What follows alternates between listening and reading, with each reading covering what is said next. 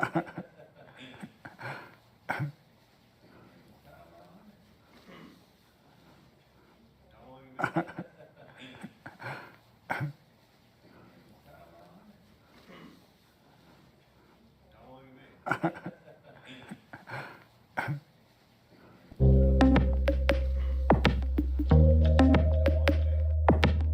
have with me David Pakman. He is a progressive host and executive producer of the nationally syndicated radio and TV program, The David Pakman Show. And I wanted to talk to David Pakman. He is a beta male. David Pakman. He is a beta male. Some beta males. David Pakman. He is a beta male. David Pakman. He is a beta male. Some beta males. Can you remind the audience, when you talk about being a beta male and being an alpha male, what are we talking about here? There are males, most men today, male, they think and act like a woman. They are emotional, they are mentally off, they have no logic.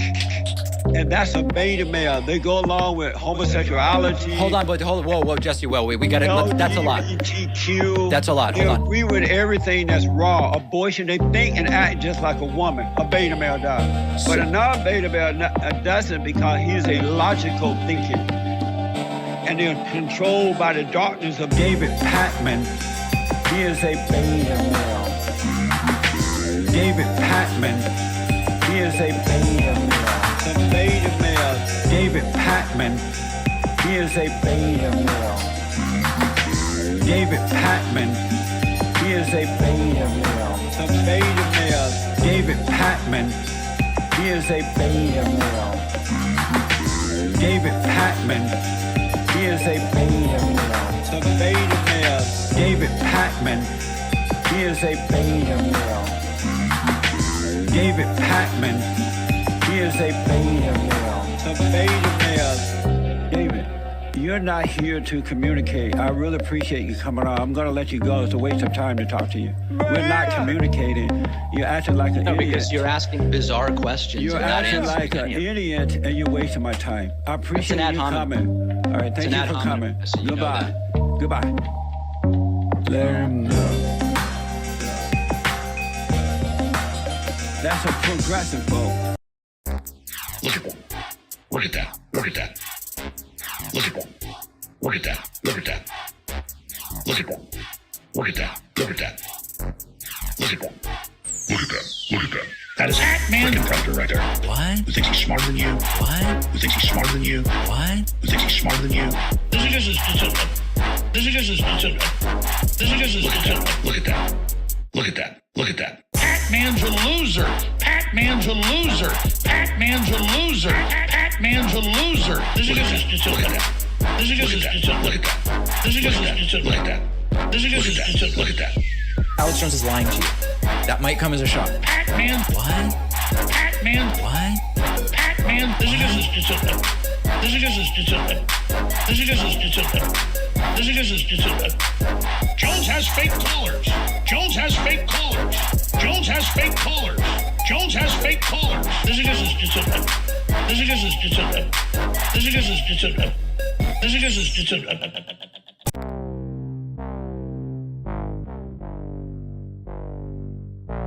Trump was doing this with his personal toilet. But sinks, toilets, and showers. elements of bathrooms. 10 times, 15 times. Elements of bathrooms. We're looking very strongly at sinks and showers. Elements of bathrooms. 10 times, 15 times. Elements of bathrooms. What on earth is going on with Trump and toilets? Trump's White House toilet would be clogged with documents that Donald Trump was flushing down the toilet. Is this the explanation? Is this the explanation? Big massive dump. Elements of bathrooms.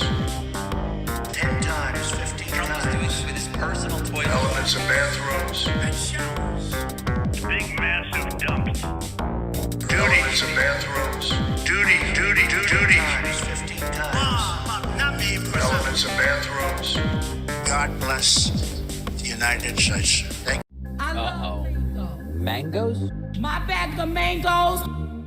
Uh-oh. I love mangoes too. 99 cents. Okay.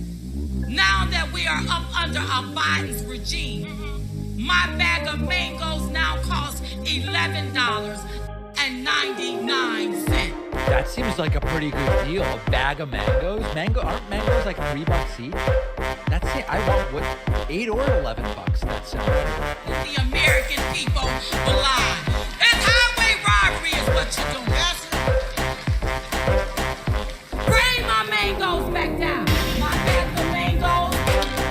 My bag of mangoes. Mangoes? My bag of mangoes. Bring my mangoes back down. Raise the price of fruit. Don't raise the price of fruit. Don't raise the price of fruit. Bring my mangoes back down. The Wisconsin crowd identified with the mangoes. Disproportionately affected the American people. Those who want me to be healthy. Those who want me to be healthy. It's highway robbery is what you're doing. Don't raise the price of fruit. Don't raise the price of fruit. Don't raise the price of fruit. Don't raise the price of Mangoes? Welcome, everybody. What an introduction. We have maybe the biggest news day in a very long time. We are monitoring day one of Cpac. As I told you guys, I was scheduled to start Cpac coverage today, and we're doing it. The first speech that we're going to be covering is in about 45 minutes. That will be Manic Kimberly Guilfoyle's speech. The best is yet to come. Right. But we also may be within just hours. Western allies believe we may be hours from Kyiv falling to Putin. Putin's got himself a country. He's invaded a country and he's taking it. We now are learning that we may be within just hours of that. Western allies see Kyiv falling to Russian army within hours. Official says Ukraine's air defenses have been eliminated. Putin may plan to replace Ukraine's leader with a puppet regime.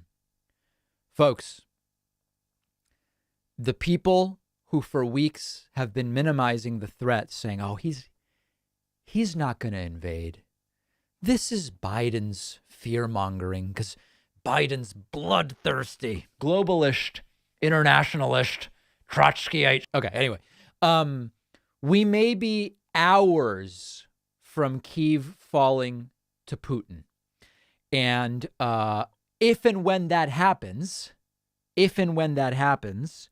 we will then figure out what's next and what Putin's plan is. But we are monitoring multiple feeds.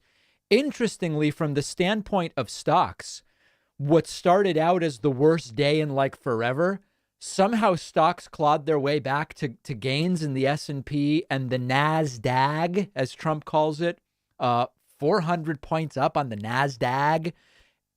At this point, who the hell knows what's going on? It's all crazy. Okay? It's all crazy. In addition to all of this, Jen Psaki is about to do a press briefing during which I can only assume she's going to get all sorts of nasty questions. So we're monitoring all of it. Settle in. We're going to be here for some hours, at least 5. This will be at least a 5-minute long stream, but probably more like hours because we have all sorts of stuff. Ted Cruz will be speaking to Cpac a little bit later. It's just there's so much going on. So we're going to monitor that. We're also monitoring other news. Chernobyl has been seized. Russian soldiers have now occupied the former nuclear power plant, according to Kyiv. They've taken that. It's a full-scale invasion. We are monitoring video in Kyiv to see what is going on. It's now 10:39 p.m. there. I don't know what this is. I don't even know how this is an archive of the Pat McAfee show. I don't even know what I don't know how that got on there. Joe Biden earlier announcing more severe sanctions against Russia, and we are monitoring Cpac as well. We have multiple angles on Cpac here, as you can see. We have this angle where you see cowboy hat guy. From this angle, you don't see cowboy hat guy. And then we also have the official American Conservative Union feed. So we are monitoring all of it, absolutely all of it. I don't even know where else to start because there's so much going on. Let me read a few super chats. Mark Allen says, thank reason for David Pakman. This is therapy. Thank you, Mark. And Cyrus Palmer says, I love the Alex Jones impression. Globalist, internationalist, Trotskyite socialists, unlike Obama, Trudeau, Macron, and the rest of these Zio beasts. Right. Pac-Man's a loser. Oh, the bonus show where you want to make money. Everybody else that makes money to fund themselves is bad. That is a frickin' predator right there. Okay, very, very good. So that's where we are. That's where we are right now. You might notice above my head we have a new coupon code, and it is Cpac Trash. Cpac Trash, and I want to welcome Jason Irvine as well as Brenton Smith, who just signed up on my website. First person to use the code Cpac Trash gets a free item from my store. I'll go with it. Sure, nobody's used it yet. Also want to say thank you over on Twitch to Caveman Doctor, Boshimonos, TBS, Zero Cool, Jen here, gifting 2 subs, Onions, Savvy Lemons, and Beth Graham. Everybody signing up today. Very, very much appreciate. Now, if you guys want to talk about nuclear, never composting trash, I will point you to Tulsi Gabbard's tweets. Everything she has been tweeting has been radioactive trash. Look at this one. Warmongers have got what they wanted. Firmly established new Cold War. Guaranteed trillions for the power elite, including the military-industrial security complex and mainstream media. What? What are you talking about, Tulsi? It might not shock you that the last real leftist, Tulsi Gabbard, is speaking at Cpac. Yeah. Remember, guys, she's against war and against regime change. Okay. Yeah. Super chats are just pouring in here. Gremlin says, on a lighter note, here's an anagram to celebrate the release of Truth Social, Trump's social website. We promise it's a BS cult. Well done. David, sir, what is Whitney's strategy for peace in the Ukraine? Well, it's actually just Ukraine. Here's the latest from Whitney because you asked. David, I want to talk to you about your genetics, because you're Polish and Ukrainian and Hebrew. Okay, so there is Whitney solving all geopolitical problems. Here's something interesting. Take a look at this, guys. You might find this fascinating. This is interesting. Earlier today, I highlighted a tweet from, hold on, where is this? I highlighted a tweet from an individual named Farron Franzak, who tweeted about 9 days ago, y'all gonna feel really dumb when Russia never, quote, invades. And I highlighted this and I said, I feel really dumb, but not for this reason. And this is an individual who is a host on RT America, which is, okay, it's Russian state media.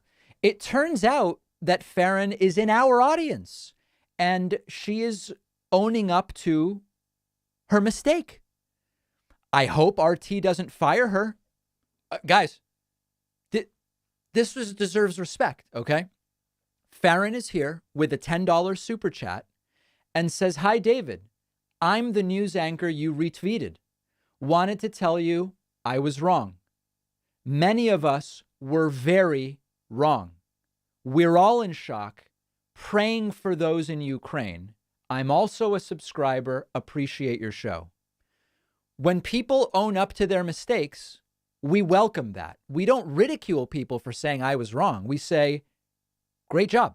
Now, I don't know if this view is going to be welcomed on RT America. I'm not saying it is, and I'm not saying it isn't. But we welcome truth, and good for Farron for saying this. I hope you are not fired. Okay. What else did I have? Oh, we were on Toolsy. Yeah, okay. So anyway, Toolsy. Now, I do want to say something. I do need to let you guys know about something that's very ugly. The Toolsy people are trying to cancel me, and they're trying to hurt us financially. Okay? Here is, and I confirm that this is, you know how we have these unsubscribed trolls who are like, David, that's it. Now I'm unsubscribing. And then I look and it's like, you've never been subscribed. Okay. This is not one of those cases. I just received an email today. Hold on. What am I doing? What am I even looking at here? Here we go. Robert wrote to me and said, this is a Toolsy unsub. Dear David, I have unsubscribed from your show because you revealed you are tribal.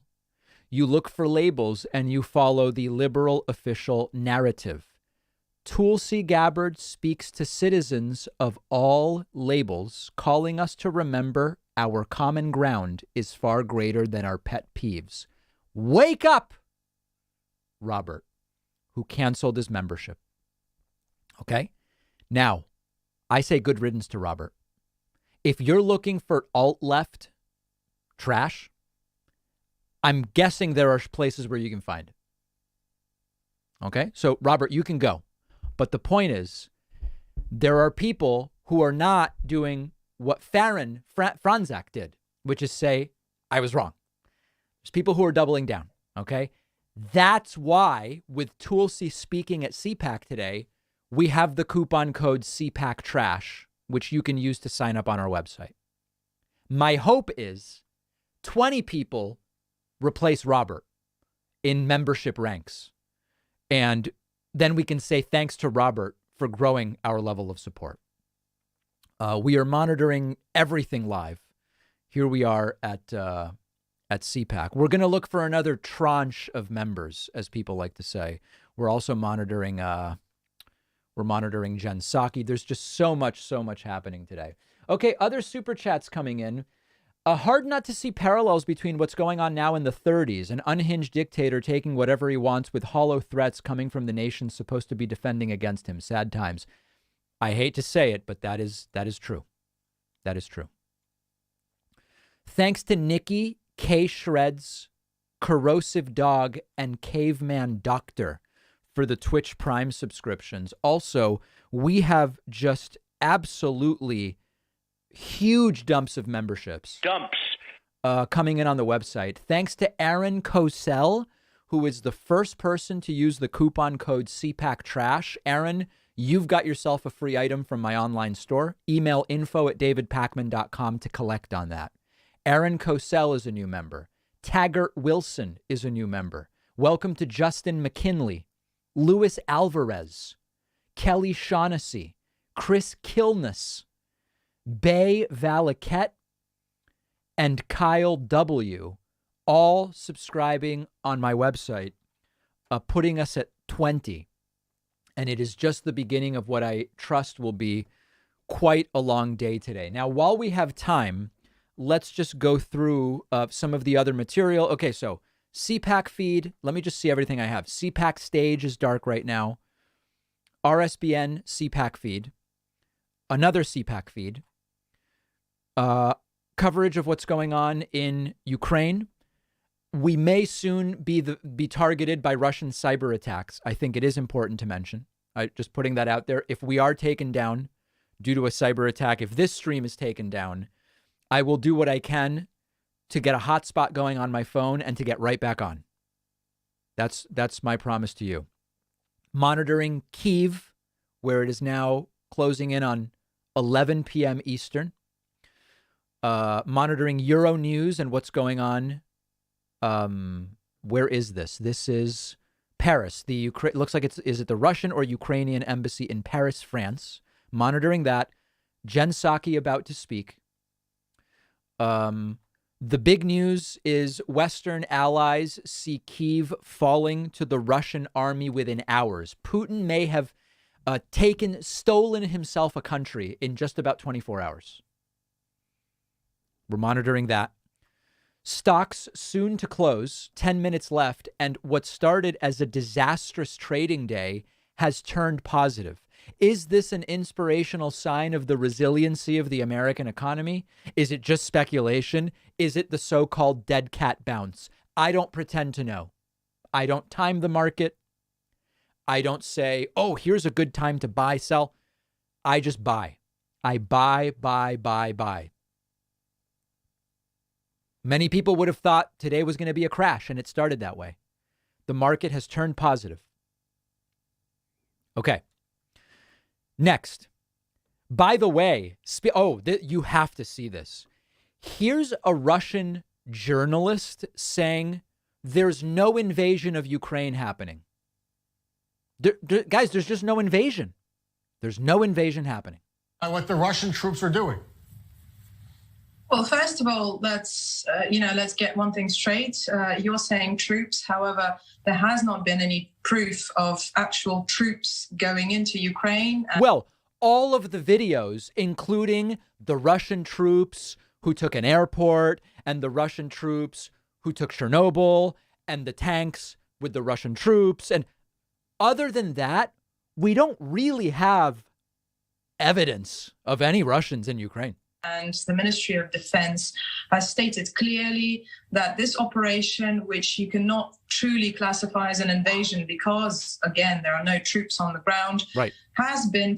other than all the troops on the ground, including the ones in this video entering, I believe this was the video. I don't remember if this was the video of Russian troops entering via Belarus or Crimea.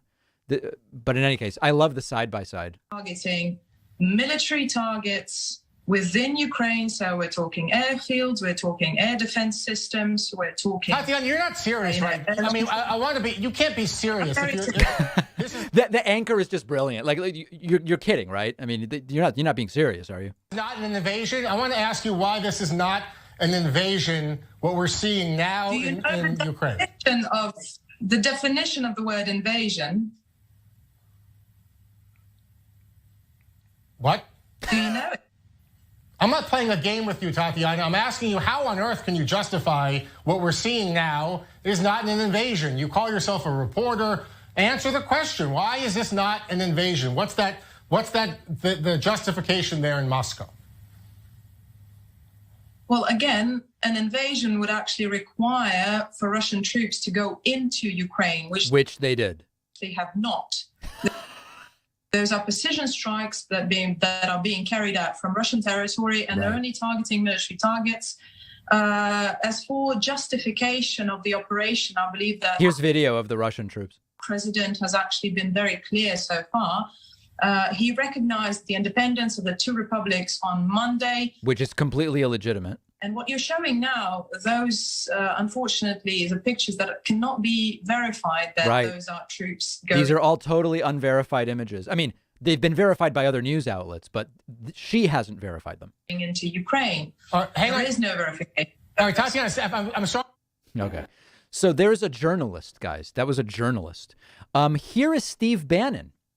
Steve Bannon and Eric Prince from formerly known as Blackwater Mercenary Group. Does anybody remember Blackwater has been renamed 2 or 3 times? Do you guys remember what it's called now? It doesn't even matter. Formerly of Blackwater, who the hell knows what it's called now? Here's their explanation. And the reason that Putin ain't woke, he is anti-woke. The Russians, people still know which bathroom to use.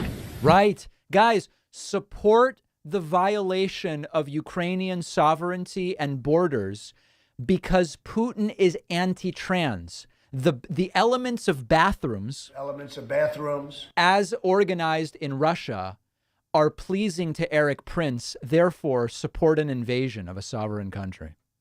They know how many genders are there in Russia? 2. Okay, that's all of a sudden. That's not.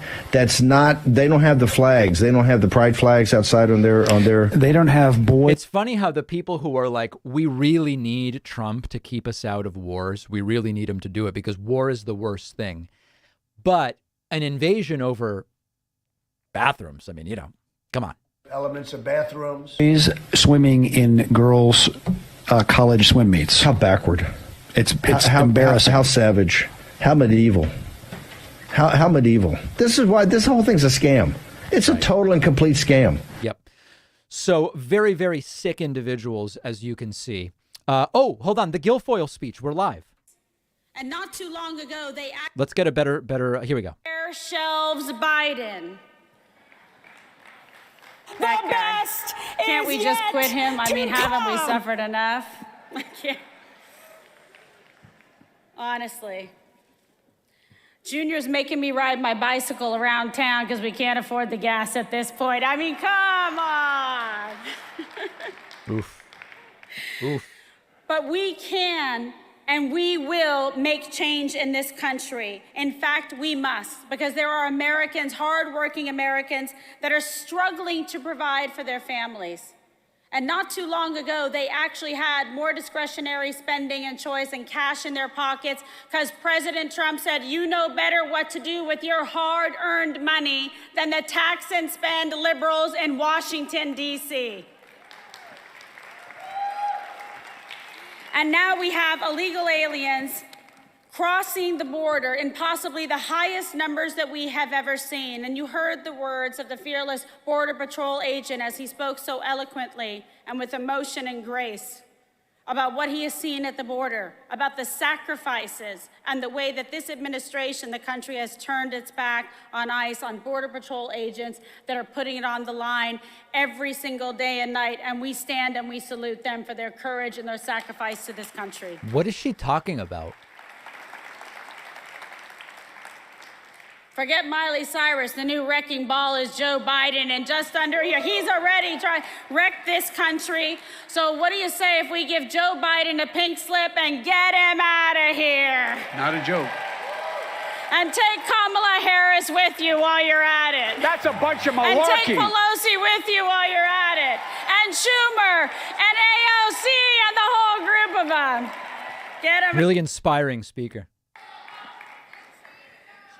And Cheney too. Where's Harriet Hageman? We're going to get rid of her as well. I love it. Harriet Hageman, great candidate in Wyoming.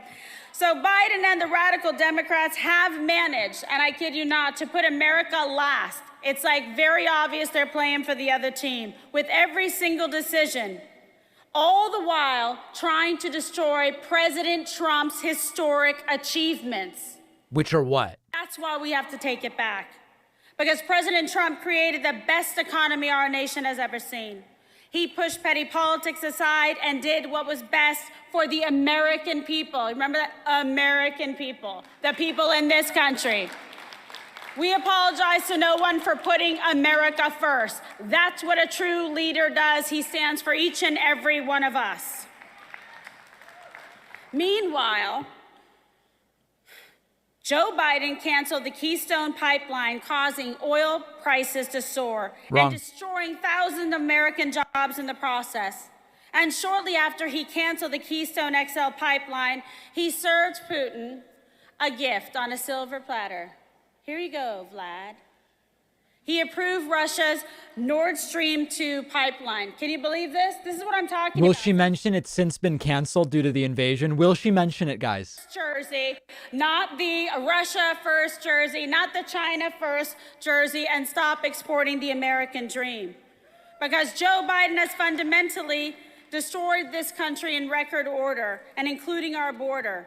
Because the protectors of our border, our national security, are so important. There's a story that really strikes me, especially with what we've heard today in the panel that Mercedes did. Biden's DHS Secretary Mayorkas recently told our Border Patrol, quote, I know the policies of this administration are not particularly popular with U.S. Customs and Border Protection, but that's the reality. So let's see what we can do within that framework. I mean, can you believe it? Talk about taking a knee. One Border Patrol agent even reportedly turned his back on Mayorkas. That's courage. That's being American and standing up for what you believe in. Sounds kind of dumb, actually. Border Patrol agent is a hero for standing up and being fearless for what's right. Is yet to come. I want to ask you here today, all patriotic Americans across this country, stand up for what you believe in. Be that Border Patrol agent. Use your First Amendment rights to fight back against the Democrat incompetence that we are seeing throughout the country. Show up. Show up in record numbers to peacefully protest when Democrat officials attempt to destroy the sanctity of the United States Constitution. Show up to school board meetings when they try to indoctrinate our nation's children. Vote in midterm elections this year to put America first, fearless Republicans back in office and in the majority. That's a bunch of That is our malarkey. first step to success in taking back this great country. Ladies and gentlemen, every election matters, whether we're talking about the school board, mayoral races, and even control of Congress. I encourage, I implore you to run for office yourself. Volunteer for races, and most importantly, vote. It is so important for us to fight back. Woke leftists are working overtime to strip us of our freedoms. Take a look at what's happened on social media in recent years. Almost every big tech platform has banned conservatives and Republicans for their political beliefs. No, they ban people for disinformation. Media platform banned President Trump last year. If the sitting president at the time of the United States can be banned on social media, no one is safe. Well, yeah, the point is anyone can be banned if they break the rules. That seems like a great point to me. The wrong opinions, or for even promoting the idea of free expression. Just look at what happened to Hong Kong. China cracked down on them and jailed people simply for wanting the ability and the freedom to express their opinion, the freedoms that we enjoy in this country. But unfortunately, our freedoms are now at that same risk, thanks to big tech and to the liberal, woke leftists. What's the difference between being punished in China for having the wrong opinions and big tech companies silencing you for daring to have conservative beliefs? Sadly now, there is no. Now, of course, no one's been silenced for being conservative. People have been banned when they violate the terms of service of platforms. And it just so happens the vast majority of the inciting of violence and the vast majority of the COVID disinformation is coming from the right. Side of Silicon Valley. And considering that social media is now the public sphere of discussion in the 21st century, they can completely silence you just like they tried to silence President Trump. Good luck, right? You can't shut him down. Okay. We are at real risk for losing our First Amendment rights, and most importantly, our freedom of expression. We do a great disservice to the men and women. Did that counter say she only had 7 seconds left? Did you guys see that? That was weird. Rights that they fought for, that families have sacrificed for. That's why we're here at Cpac today, to stand up for what we believe in, for what you believe in your family and your children. We can fight back. You can fight back. Twitter and Facebook aren't the be-all, end-all. That's right. We have other platforms now. We have President Trump's new Truth Social. Sign up, jump over, and enjoy the freedom of expression. We love it. Where free speech lives. President Trump had to fix that too. Good God. We must support freedom-loving alternatives if we want to protect our rights that are ingrained in the Constitution. And we also need our Republican lawmakers to use their power to hold these anti-American big tech companies accountable. No more rhinos. How about some real fighters like President Trump in the Congress and in the Senate, and guess what? Back in the Oval Office.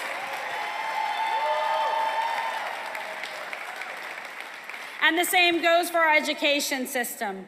Are you so tired of public schools indoctrinating young children? I know that I am. And I'm sure many of you had to suffer through it yourselves. Rather than teach our nation's children, our future, the skills they need to succeed in life and in the real world, they are teaching our children critical race theory. They are teaching our children to be ashamed of who they are, what sex they were born, the color of their skin, and making them apologists for history. It is shameful. This type of thing does not happen in President Trump's America. She's right. My teachers would always tell me I should be really embarrassed that I'm male. Like Martin Luther King fought for. Oh, Think no. about that. Oh, no. But it gets worse because public schools are teaching our children as young as kindergarten that they can choose their gender at will. They are teaching our children that doctors are wrong and that we are not the gender that we were born with. I find it disturbing what's happening to our nation's children. Me As too. a mother of a 15-year-old, I speak up. I am vocal. Some of them are being kept home for radical right-wing homeschooling. I feel terrible for a lot of these kids. For your children and for your family. And the media is complicit for refusing to cover it. I ask you today, most especially, to fight for our children. They are worth it, and they deserve your voice and your strength, and be that example of leadership and courage.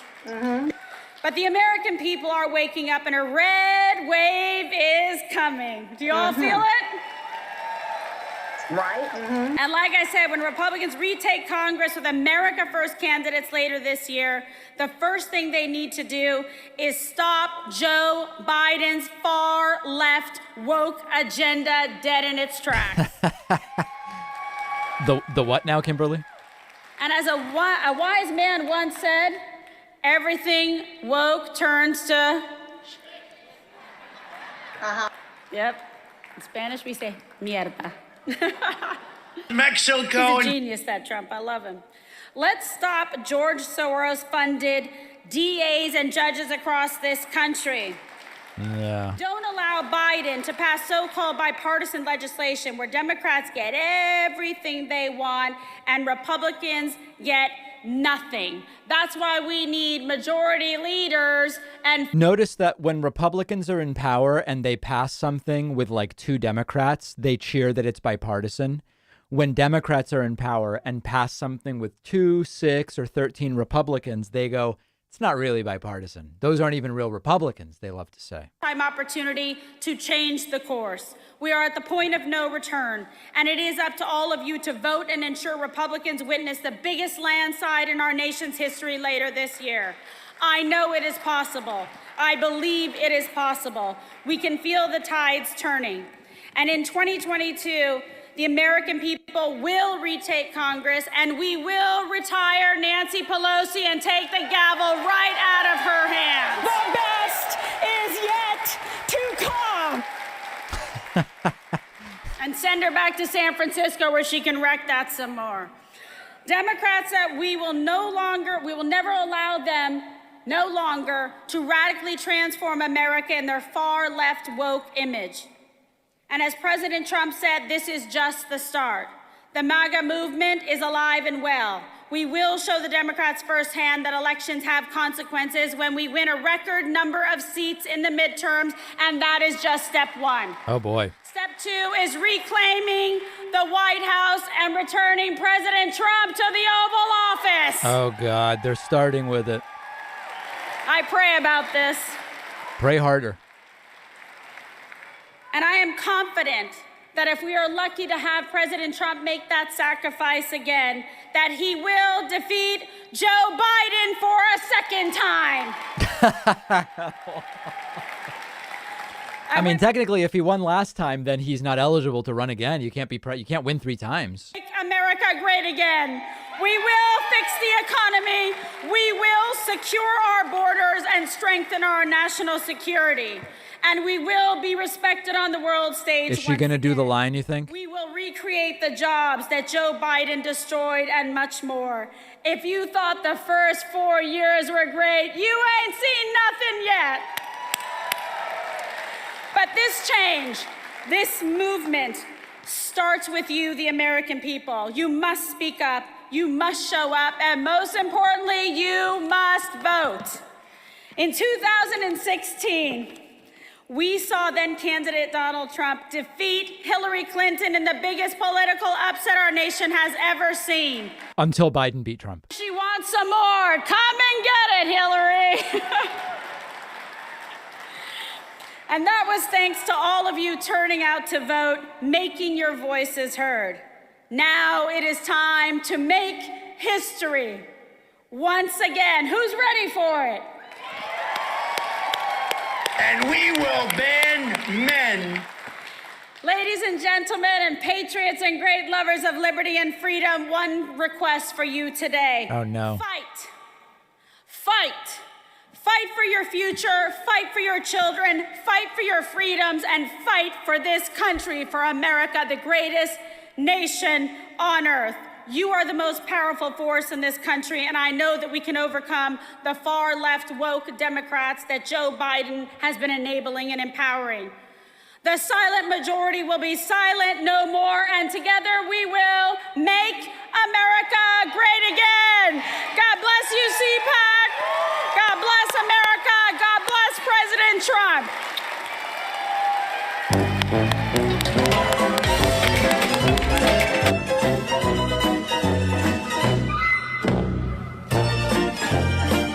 Here she goes.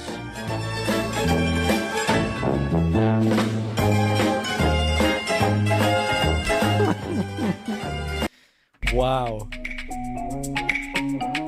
So there is Kimberly Guilfoyle, the next speaker. Man, this is fun, isn't it? I mean, obviously, this is indicative of extremely serious downfall of society. But what a great day to be with you guys.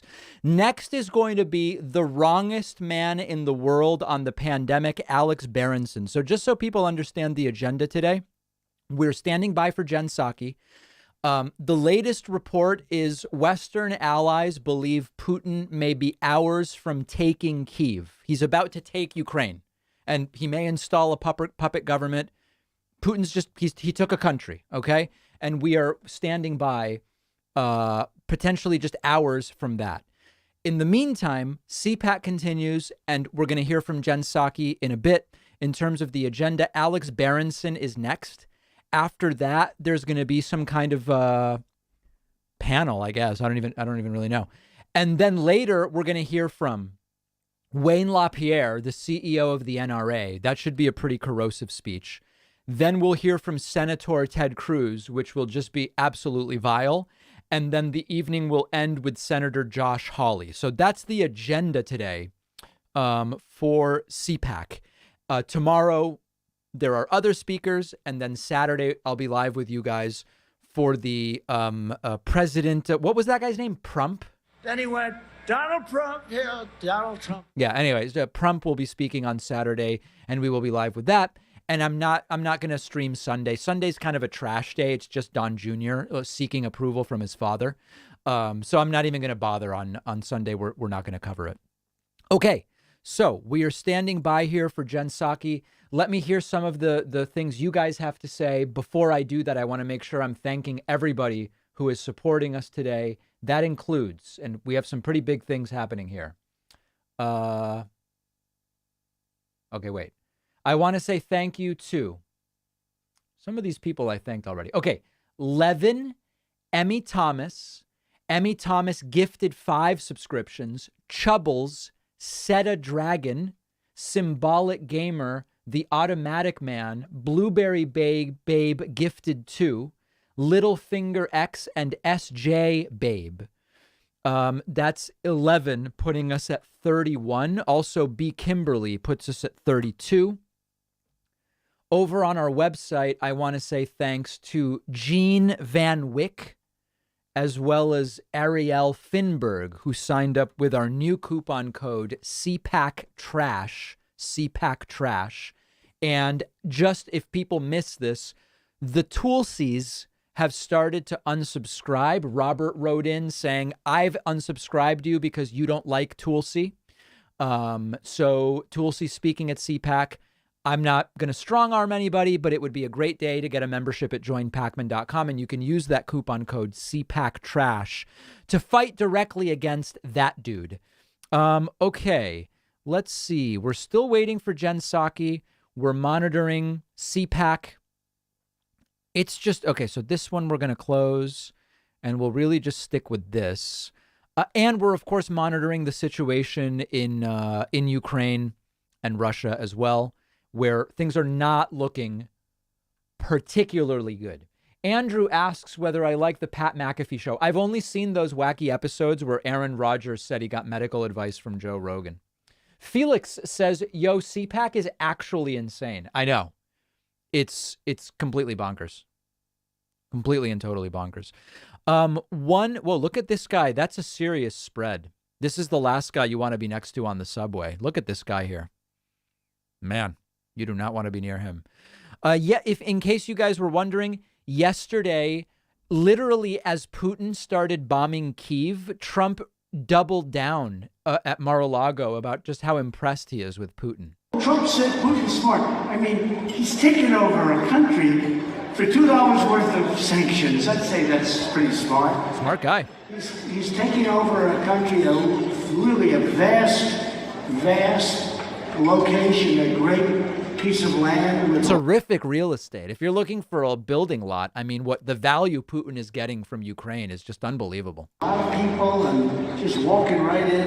This would have never happened, ever in a million years would have never happened. And I know him very well. I know him probably almost as well as I know anybody in this room other than Doc Ronnie. Doc Ronnie knows me. Where's Doc Ronnie? Doc Ronnie. Doc Ronnie. So Putin really quite smitten. I mean, Trump quite smitten with Putin. Oh man, what an insane situation. Okay. People wondering what we already heard one voicemail from Whitney about what she thinks about all of this. I guess I'll do one more. Let's see. So it's saying here that Putin is saying that he's going to hold Russia accountable, but I don't really understand because it's like not really our area. It was taken during the Holocaust, so I mean, like we have to give back all this artwork and stuff like that. Putin's actually, that's the real reason for this all. There's a couple Picassos in Ukraine. Putin wants them back. The Nazis stole. So I kind of feel like it's relatively the same thing when it's just about location and it's not even like our country. So my realtor always says location, location, location. Absolutely. I don't really understand.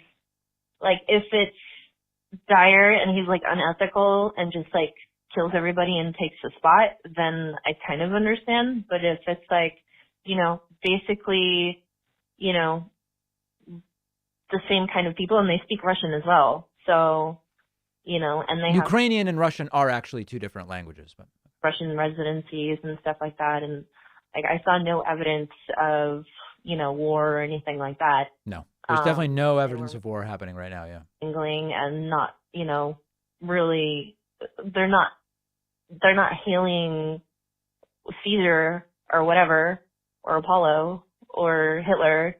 Not that Hitler's a god, you know, like you can't really compare Hitler and Apollo. Okay. So anybody wondering Whitney's foreign policy take, there it is.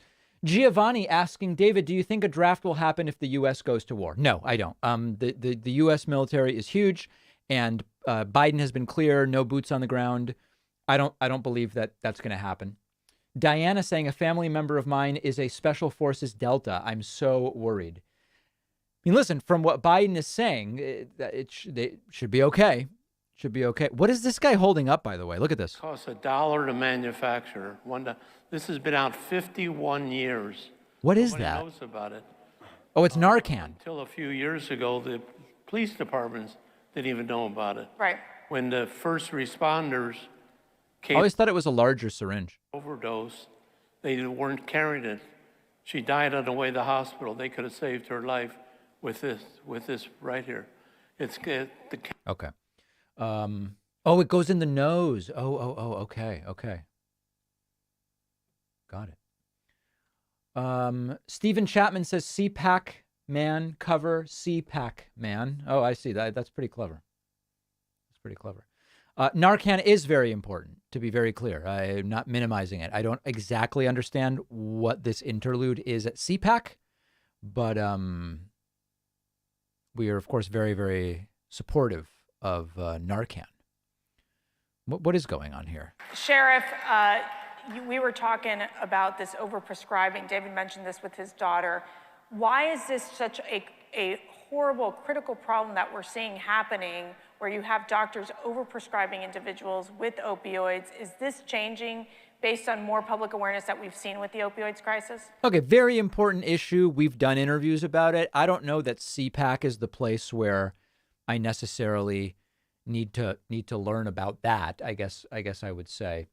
I want to say thanks to Lucan for the Twitch Prime subscription. Very much appreciate that. And welcome to everybody who is watching. Today is day 1 of Cpac. We are also standing by for Jen Psaki. It's just a huge, huge day of news. And if you are just joining us, I do want to remind you that the big news just in the last hour or two is that the U.S. now expects Kyiv to fall. Newsweek is saying in days. Bloomberg has a source that says within hours Kyiv may fall. 3 U.S. officials have told Newsweek they expect Ukraine's capital, Kyiv, to fall to incoming Russian forces within days and the country's resistance to be effectively neutralized soon thereafter. It is not yet clear whether Vladimir Putin's plan is to annex all of Ukraine or whether his plan is to install a puppet government, or we just don't know. We just don't know what his plan is at this point in time. But that is the latest news, and it is tragic, and it is horrifying, and the right is simultaneously telling us this never would have happened under Trump, but also Putin's pretty cool for doing it, which is confusing to say the least. The Phantom Menace says via Super Chat, Daddy David. That's a little creepy. I don't like that. I'm scared. Should I be and what should I do? Stop, drop, and roll. Well, I have no idea where you are, so it's hard for me to say. J Dead says, side question, was there a significant amount of separatists in Donetsk and Luhansk? Someone told me many people there wanted to separate. I don't buy it. When I looked at previous polling on wanting to leave Russia, it is true that one of the areas in Ukraine, wanting to leave Ukraine for Russia, rather, one of the areas in Ukraine with the highest percentage of people wanting to separate was that region, but it was still not a majority. Still not a majority. Important to mention. Jody says, happily upped my subscription. Appreciate all the steaming. Yes, if you guys need any seafood or clothing steamed, I will be doing it on air very, very soon. I can steam lobster, whatever. Or if you need clothing steam cleaned, this is really the stream for that. So I'm glad to have everybody here. No, I understand. Just a typo, but I appreciate it, Jody, very, very much. I really do. Do I believe that Liz Cheney would start a new party instead of the Republican Party? No, I don't think she has any interest in that whatsoever. Lucian says, David, sir, do you think Putin will go beyond Ukraine and Moldova or even NATO countries like Romania? As a Romanian, I am worried. I do not believe Putin will try to push into NATO countries based on everything I've read right now. Now, notice how I'm being careful with my language. Like when people were talking about hydroxychloroquine a long time ago, I never said hydroxychloroquine definitively doesn't work and never will be shown to work for COVID. How could I possibly say that? That would be overstepping. What I said was there's no evidence right now that is serious that hydroxychloroquine works for COVID. So similarly, I think Putin would be crazy to push into NATO countries. And I don't believe that he is likely to do it based on everything I've read. But circumstances could change. And then I might revise my position. Okay?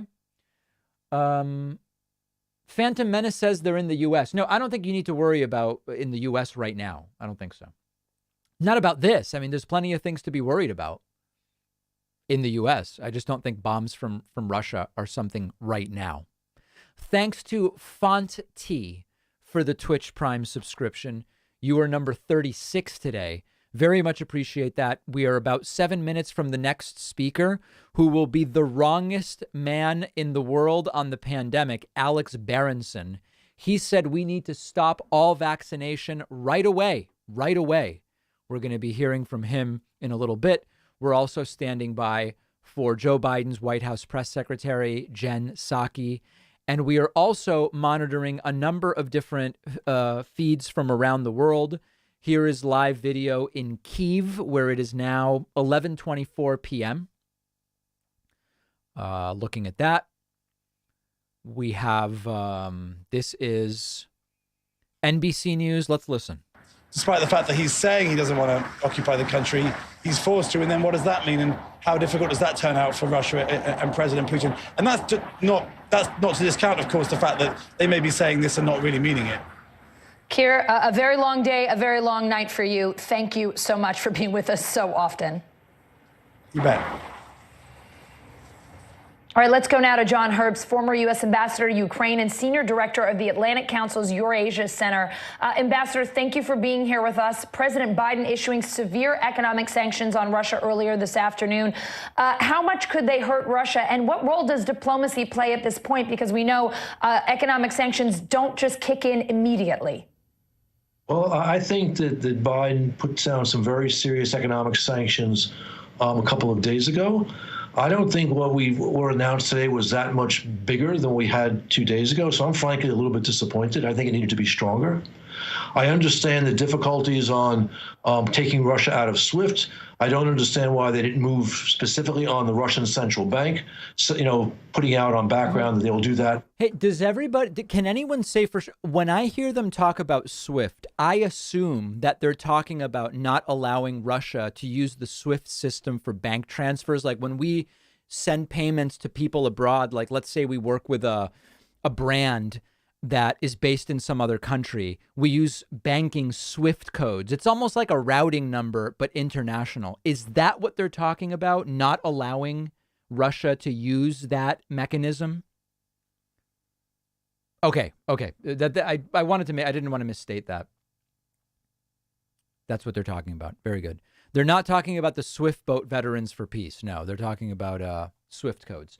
Okay, other super chats coming in. No, there are no other super chats coming in. That's okay. I want to say thank you to The Frog for gifting a subscription via Twitch. You're number 37. Also, big shout out and thank you to Justin Quickle. Justin Quickle just signed up at joinpacman.com using today's new coupon code Cpac Trash. Cpac Trash is the new code. Okay, couple other things I wanted to get to. Let me get my list over here. Hold on a second. So much happening today. People want one more Whitney voicemail. All right, I can be convinced. Let me see here. At least Whitney is on topic. She's mostly calling in about Russia, Ukraine. I appreciate that. I mean, at least it's not about Myers-Briggs anymore. So anyways, I noticed that like the black men in my town are like specifically like protective over people, and nice. They don't like mixed races in my town, like both the white supremacists and like the black people. They don't like. It's getting a little edgy. Let's move on to something different. So I did meet a lady from Africa. Not even going to keep that. That's a recipe for disaster. Don't even want to hear another word about it. Let's see if I can find something a little bit safer. Just something just so we don't have a problem. Because a lot of this material is very, very borderline in a number of different ways. Maybe we'll just get away from this altogether. I don't even think we need it right now. Let's just get away from it. Other super chats coming in. They are talking about banning Russians from listening to Taylor Swift's albums. Somehow I don't think that that's what Swift is about. You got to add destoid to your soundboard. What is this reference? What is destoid? Is that something I said or did someone else say destoid? I don't remember that at all. Nobody's sure? Yeah, I don't remember what that is. I apologize. I just don't know. Mike Pillow said it? Yeah, I'm not sure. Let's see if we can find a feed that's live in the room with Jen Psaki. It looks like they're getting pretty close to... Yeah, here we go. I've got another feed. So we're monitoring both. Cpac and Jen Psaki momentarily. If you're just joining us, this is the first of 3 consecutive days where we will be streaming Cpac, but there's so many other things going on that we're covering as much of it as I can. Taking a look at the Cpac agenda. Up next is Alex Berenson, the wrongest man in the world on the pandemic. Then there's some kind of roundtable with some candidates. I know Carrie Lake is particularly radical. Then the CEO of the NRA will speak, obviously. Ted Cruz will speak, Josh Hawley, and then we will call it for the day. And tomorrow, a number of other speakers expected. Final thoughts here. Whitney calls, it's not right, but it's okay. Exactly. Denver said, what is your Myers-Briggs personality type? I have no idea. Big Daddy says, by Putin and his supporters' logic, are communities in the U.S. that mostly speak Russian rightfully part of Russia? Well, no, this is like I said. Imagine that Mexico said, hey, you know what? There's all these people in Texas and Arizona. They look like us. They speak our language. They mostly prepare our food. They really are Mexican. So we're going to recognize Laredo and, these places. We're going to recognize them as independent places. Oh, we got to send troops in to defend them, too, by the way. Nobody would accept that. It's absurd. Sam says, do you think we should send arms to Ukraine, and what other support should we offer them? We're already doing it. So there's no, should we be doing it? We're sort of jointly involved with NATO in defending Ukraine in that way. So should really comes to whether we should even be in those pacts, right? The Phantom Menace with today's most explosive super chat of the evening, $99.99. In all seriousness, I love what you do and what you represent. Here's some money to make up for the loss of Tulsi supporters. Thank you, Phantom Menace. I appreciate that. Regards to Russia and Ukraine, why now? Why did Putin choose this moment in time to invade when he's held these historical grievances for so long? I don't think there's any easy answer to that, but I am going to have a commentary on that, maybe on tomorrow's show. Bay Photo says, have you seen the fascinating photo of Ted Cruz sitting under a portrait of Trump? No. It was a portrait of me. Look at that. It was a portrait of me that they were sitting under, not Trump. See, if you look closely, it's actually my face that they were sitting under. See that? It wasn't Trump. No, yeah, it's a bizarre picture. And it was, before it was photoshopped by one of our viewers, it's very, very cult-like. Very, very cult-like. It's all crazy. And of course, Ted Cruz, what does he have? A Diet Coke or something like that?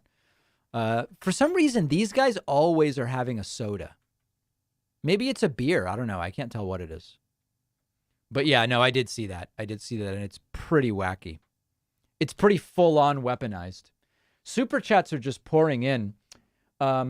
David, I'd be interested to see you check out markets on Predictit between steaming sessions, perhaps after the seafood. Yes, I'm going to steam some lobster, and then we'll look at Predictit. Now, let's see what people are betting on. Predictit is interesting because it just tells you kind of like where people are, what bets people are placing. Let's see what we have. Markets. So let's see. By not a huge margin, bettors seem to believe Trump will be the Republican nominee over DeSantis, but it's pretty close. For the next Supreme Court nominee, the vast majority of the money is behind Judge Brown Jackson. I agree with that. What else is interesting here? How many times Biden will mention Russia or Putin during the State of the Union? 11 or more, 60 cents. A lot of these are not super interesting. Almost no one believes Trump will be indicted by April 1st. I agree with that. Most people believe a Supreme Court justice won't be confirmed by April 1st. I absolutely agree with that. 85 cents of every dollar are going to Biden and Putin will not meet by July 1st. All right. Interesting. Yeah, interesting to some degree. We'll keep an eye on where the money is, so to speak. Cpac Alex Berenson will be speaking very soon, the wrongest man in the world on the pandemic. Will there be a bingo for Trump at Cpac? Maybe. I might do bingo. I probably will also do Biden State of the Union bingo. I think that could be an interesting thing to do. I have a robo-advisor that uses tax loss harvesting. If I don't sell, is it still a useful tool? I don't know. You have to see how it's configured.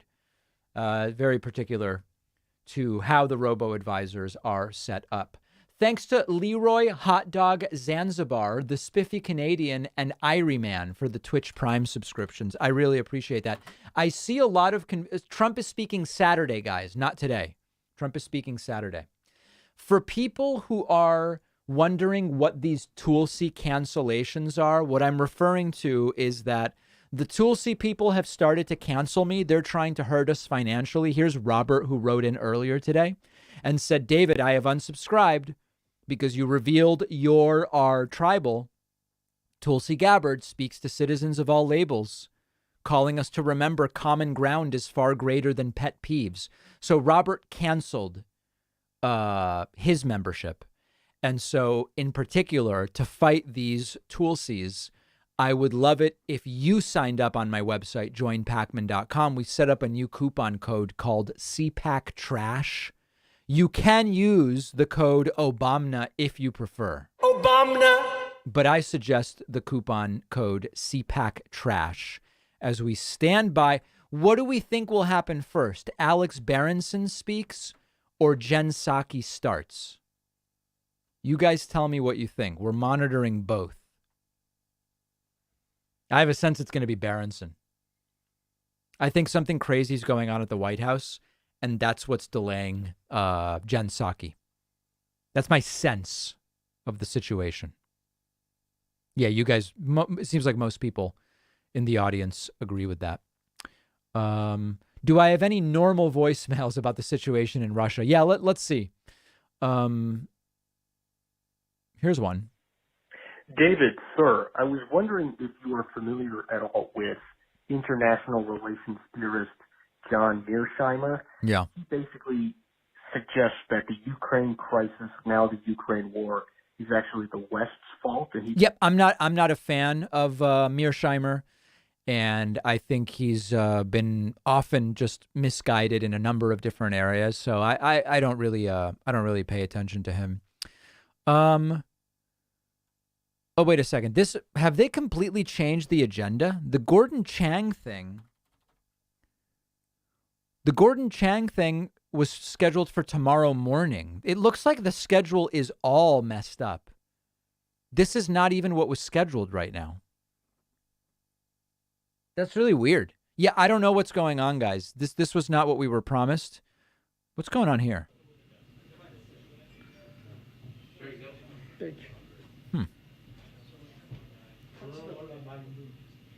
Okay. Anyway, the Cpac speech seems to have been completely unhinged. They're talking about Ukraine, Russia. Let's see what they're saying. The Russians have captured Chernobyl, just north of Kyiv, and they've also got an air base recently, just south of the capital. But today we're going to start with your outfit. Oh my God, we're going to talk about clothes. Can you believe this? The world's going to pieces and we're going to talk about clothes. Yes, Gordon? This morning, you were in emerald green. Yes. And now you're in yellow. So what gives? Well, I don't know if anybody's looked at the Ukrainian And we flag, will but ban it's yellow and men. blue. And so I've actually put this on because I want to be in solidarity with the Ukrainian people. Okay, well, The next that's 48 hours. all right. Hey, that's okay. Will determine That's whether something. They have their own nation. Or I'm okay with that. Very soon, Ukraine will fall.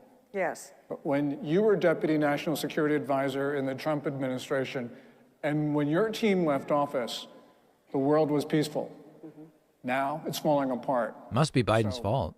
What accounts for this? This is just 13 months. Yeah. You know, okay, so my job in the Trump administration is Deputy National Security Advisor. That's the person who comes up with the policy. The Secretary of State, the world's diplomat. He negotiates the treaties. He's the guy that the world sees. The national security advisor is the person who's at the president's elbow at every meeting, everything that's going on. The deputy national security advisor is the one that's supposed to sit back and say, okay, what's the plan? And so the plan in the Trump administration was, the central part of the plan was energy and All right, not exactly the riveting speakers we were hoping for, and something has happened. This panel was supposed to be tomorrow, so I have no idea why these are the people speaking. I just don't know. It's all very, very strange. But any moment, Jen Psaki is doing a press briefing, and we're going to monitor that. Industry says, I understand you disagree with Glenn Greenwald's politics, but grift implies you think he's a liar like Trump. Can you explain? No, I'm not totally sure on Greenwald. I think he may be a grifter who has kind of developed a character for clicks and money. Or maybe he's just a very, very wrong person. I'm still, the jury is out on Greenwald. Trump riding on a missile into Russia like Dr. Strangelove would be classic, says Ryan. Right. I want to say thank you to Anal Garvey, who just signed up with the coupon code WOW22 at joinpacman.com. Thank you very much. So yes, people are noticing that the Psaki press briefing is like humiliatingly delayed. It was scheduled for 3 p.m. Eastern originally. No, it was scheduled for like 1 p.m. Eastern, pushed back to 3.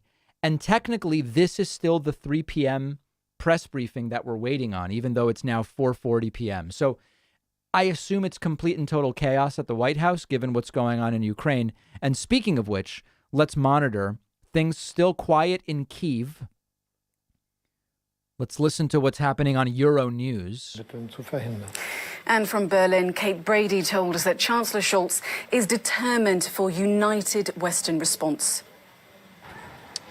Well, of course, the first step now is for this new draft of EU sanctions that we're expecting to have confirmed at least this evening anyway. And so it seems right now that Scholz is still very much keen to take a united response with Western allies, with European, other EU nations, and of course NATO allies as well.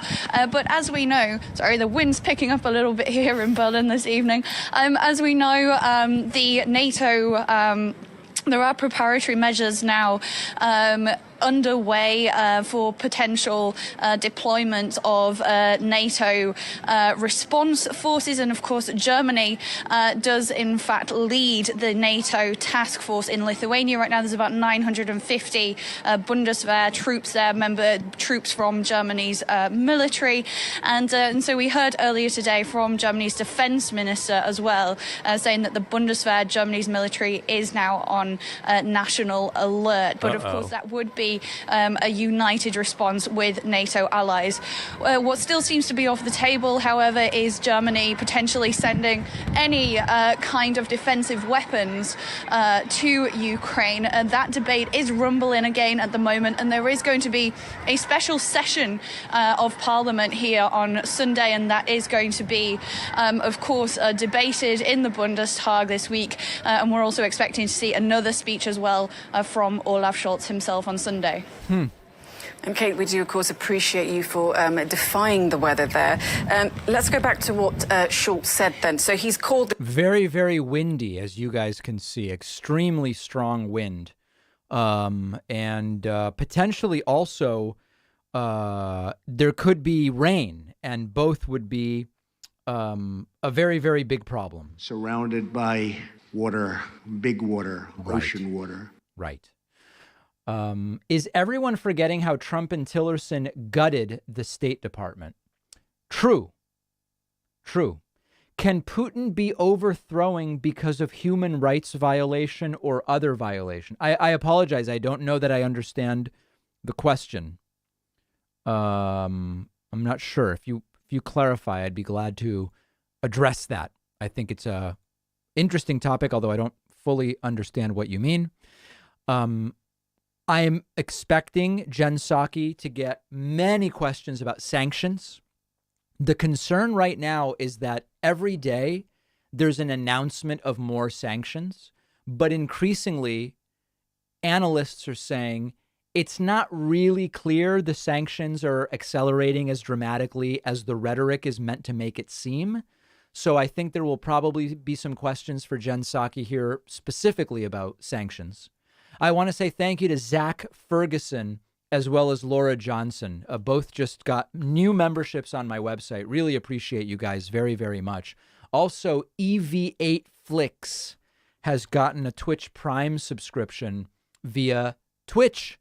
Twitch Prime subscriptions are on Twitch. We have lost video from the press briefing room for some reason that is not totally clear to me. We'll go back to Cpac just momentarily here. And we are back on Cpac. Okay. No other super chats here to address. Appreciate that. Oh, we were doing Russia Ukraine related voicemails. Yes. Hi, David. My name is Asher. I'm a teacher who's been working with a student to be monitoring the Ukraine-Russia conflict over the past month and a half, and he and I have been looking into all of the former Soviet republics to see what's their status and what's been happening. And I was just wondering if you wouldn't mind maybe doing a run-through of where each of them stand, because from where I see it, there's the CSTO, the military alignment, which was demonstrated in Kazakhstan just last month to be effective in quelling anything. Also, Ukrainian supporters in Kazakhstan were arrested very quietly.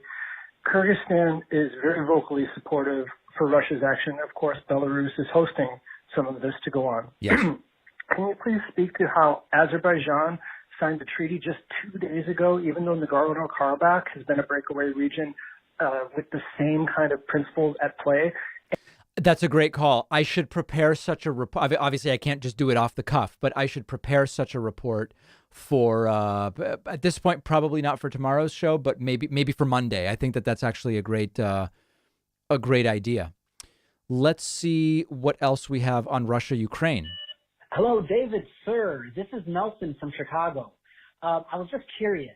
Since Russia invaded Ukraine, the U.S. and other nations have imposed sanctions on them, but that doesn't seem like it's doing anything as Russia continues to move through Ukraine. Yes. Please forgive my ignorance here. I'm not very savvy in this field. But I had a couple questions regarding Russia and Ukraine as well as China and Taiwan. First off, what sanctions do you think have to be imposed to get Putin to back off?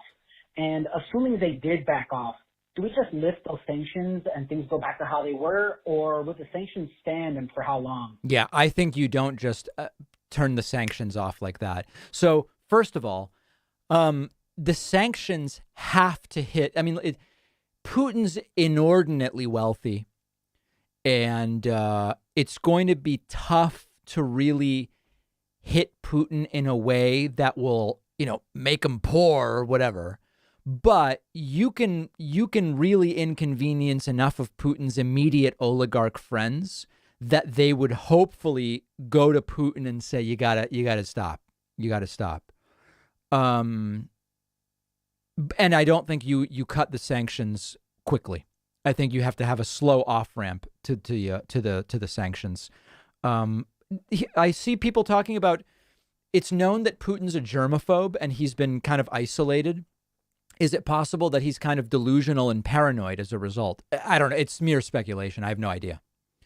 Not inconceivable, but Doug says, David, appreciate all you do. My brother-in-law, whose army was moved from Romania to Ukraine to assist with refugees. Sad times. Very sad times. Very sad times. Well said. Other Ukraine-related super chats. Voicemails. Hello, David. I am just curious about your estimation about the likelihood that due to the effects of... Okay. Next one. Let's see here. What else do we have? David, you hear that whirring in the background? You hear that little bit of extra thing I've got going in the background? Well, that's nothing compared to your latest video. Your beard is messy. It looks like the conflict that's going on in Ukraine and Russia. Okay. What else do we have? Serious questions about Ukraine, Russia. Let's see what we've got. Hello, this is Luke Hughes. I had a question. How likely is it, do you think, given all the Washington propaganda around the Ukraine invasion, that they're going to be able to use this to win the midterms and get Trump reelected? And with his authoritarian hero worship, how likely would you think he's going to be to try not to give up power again? I actually sort of addressed this on today's podcast with Bill Scher, who joined us. And I think the answer is we just don't know. We just don't know yet. Here's one more voicemail on Ukraine, Russia. Hi, David. I'm a longtime listener, and I appreciate your analysis. So I had a question that maybe you might have some insight in regarding the current situation with Ukraine and sanctions on Russia. If sanctions do increase on Russia from the America and the European side, is there a possibility that Russia could try to alleviate that financial or economic stress by turning to other areas of the world, such as China or the Middle East? Well, I think they're going to find themselves quickly overextended. So I don't know. See, the thing is, a lot of these things are it's just idle speculation right now. And I don't know how useful that is. Tristan says destroyed was from Guilfoyle's speech. I swear it wasn't just me, was it? I didn't hear her say destroyed, but if she did, that's terrific. I would love that. Another super chat. I mean, if he don't follow rules, can they take him out, Putin? I am not really comfortable raising the idea of an assassination. I mean, listen, sometimes there are assassinations that take place, but I've not heard it discussed. And I think, I don't know, if you're talking about like regime change type stuff, I mean, that we're getting pretty aggressive there. I don't know, that it's feeling a little bit out of bounds right now to go to that. Thanks to Green Man, who just resubscribed on Twitch for 24 months. Also, thanks to Chocolatey, Jackdaw, and M. Nelly. 4 additional people. Guys, we're at 49. Let's give away another item.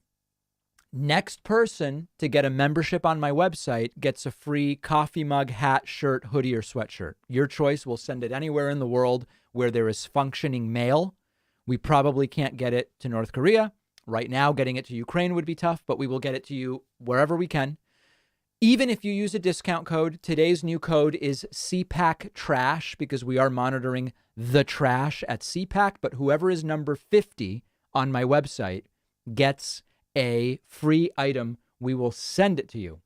Jeffrey says, David, is Hungary a member of NATO? If it is, could Hungary, being an autocracy along with other former Soviet nations that are currently NATO members, further compromise the situation with Russia invading Ukraine? I'll actually show you all NATO members, current NATO members. Here we go. Okay. Here are the current NATO members. 30 members. In 1949, there were 12. Belgium, Canada, Denmark, France, Iceland, Italy, Luxembourg, Netherlands, Norway, Portugal, UK, US. Other member countries: Greece and Turkey, Germany, Spain, Czech Republic, Hungary, Poland, Bulgaria, Estonia, Latvia, Lithuania, Romania, Slovakia, Slovenia, Albania, Croatia, Montenegro, North Macedonia. Those are the 30 members. Okay? Current NATO members. Current NATO members. Okay. Moving along, how much you want to bet conservatives who are okay with Russia invading Ukraine won't be okay with China invading Taiwan? If Russia gets away with it, maybe it will embolden China. I've been saying that for weeks. We actually discussed that on today's bonus show. Oh, the bonus show where you want to make money. Everybody else that makes money to fund themselves is bad. Right. We talk about the Taiwan-China thing and understand that there is a very different economic importance to Taiwan globally than Ukraine. Can't deny it. Can't deny it. It's a dramatically different situation. Are they wrapping? Let's see. I think it's really important to, we've identified the problem. We've talked about potential solutions. But I would just emphasize to everybody here, don't wait for Washington to come up with the solutions. They're not going to do it. They're all bought and paid for. The important thing will be what happens at the state and local levels.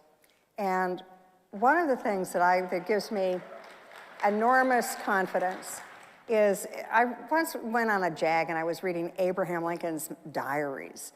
And when he was a young man, he wrote, this is Abraham Lincoln, but before he was anybody, he wrote, I was really born at the wrong time because all the great deeds have already been done. America's independence has been won, the Constitution, the Declaration of Independence, just sadly, there's nothing left to do. So fast forward, Abraham Lincoln was probably the most significant president in American history. Oof. Really, really crazy stuff going on at Cpac. Talia says, David, I'm trying to buy a house soon. Interest rates are getting higher. I saw an article saying Russia invading is going to slow down interest rates, but increase inflation. I don't. Economic predictions are sort of like opinions. Just everybody has one, and very few people are if you find a house that's affordable now at an interest rate that's suitable, buy the house. That would be my advice. If you don't just buy the wrong house at the wrong price because interest rates might go up. That doesn't seem logical to me. Applejack says any talk of the Ukrainian-Russian war is irrelevant until we hear what Tulsi has to say about it. I know you're joking, but I did tweet the other day, and a bunch of people liked it, including, by the way, Ben Mankiewicz's brother, Josh Mankiewicz. Where was my tweet? Hold on. Where was it? Here it is. At such complicated and confusing geopolitical times as these, I often find myself wondering, what would Tulsi think? And of course, that was a joke. That wasn't for real. Okay. David, did you see Zelensky's speech to Russian citizens? I did, Katya. I did. And, listen, some people called it a pathetic speech, a weak speech. I think he was being somewhat more realistic, maybe, than some people would be in that situation. It's a bad, bad, bad situation. Thanks to King Peasy for the, I said, hold on. Who's number 50? First, I have to go to number 50. Oh, huge dump of memberships. Number 50 is Metab Gill. Metab Gill is new member number 50. Metab, you get a free item from our online store. Email info@davidpakman.com and let me know what you'd like, and we'll get it out to you. I also want to say thank you to Shane Dunn, Josiah Diekman, Jamie Dotson, Brian Needham, Adam Baker, Brett Williams. Wow, huge dumps of memberships. Cash, Jeremy, Sarah Officer signing up, Grim Reaper, and Sherry Ellison, new members. Alan Lopera, Andrea Cooper, and Hunter Rupnick. 13 new members. Hold on, 50 plus 13. 3 plus 0 is 3, nothing to carry. 5 plus 1 is 6. That puts us at 63. Really appreciate that. Also, thank you to Bums Fidelis and King Peasy for the Twitch Prime subscriptions, putting us at 65. The coupon code is CPAC Trash, CPAC Trash, because we are watching Cpac. I think you've had enough of the Gordon KT show, so on to the next. Thank you very much. Let's see who's next. Thank you. Thank you very much. Come on, guys. Thank you all very much. Man. It's a very awkward conference.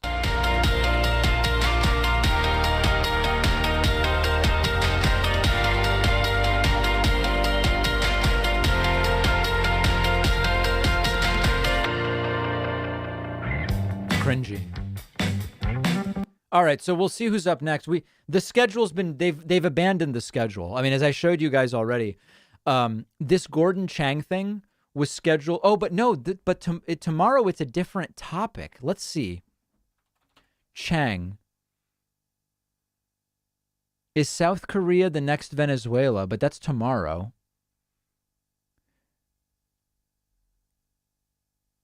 They just moved it around. So that was scheduled for 3:50. At this point, I don't know who the hell is speaking next, guys. It's all over the place. It's completely all over the place. We'll just see. I don't know. Could be anybody. Cantankerous L says, even if Russia wins this battle, they just guaranteed themselves years and years of terrorism from Ukraine separatists. Putin is so short-sighted. Maybe so. Maybe so. Archer says, David, sir, Russia has targeted Ukraine with cyber attacks today. So is it conceivable they will respond to sanctions with attacks on the U.S.? Yeah, they're actually threatening that already. We had a story on today's podcast with exactly that. There are threats from Russia that they will be responding to the sanctions. It's funny. 2 days ago, they said it is the sanctions are no big deal. And then yesterday they said the sanctions are painful and we're going to respond. And cyber attacks indeed may be what we see. That very, very much may be what we see. It's all speculative. Things are moving very quickly. Thanks to Lambert FS for the Twitch Prime subscription. I appreciate you very much. I think these I already read. Yes, I did. Okay. Let's do a couple more voicemails. Hi, David. My question is, why when Russia invades Ukraine do we apply sanctions and go into crisis mode, but when Israel invades Palestine by creating and firing rockets and bringing down buildings, we don't impose sanctions and we don't criticize their government? We do criticize their government. The situations could not possibly be less analogous. And I find those comparisons, I mean, I hate to say it, they're just so dumb. It's a completely different framework. It's not even remotely close to the same thing. And typically people who bring that up fall into one of two categories. They don't understand anything that's going on, or they're kind of just bad faith actors that really just want to criticize Israel. So yeah, I'm sure there are other shows that will kind of give you what you're looking for on that, but this isn't one of them. This isn't one of them. Okay, let's see who's next here. Here is the wrongest man in the pandemic, Alex Berenson. Let's listen. It looked like his speech just fell out of his pants. Did you guys see that? That was extraordinarily weird. It literally looked like he pulled it out of his pants.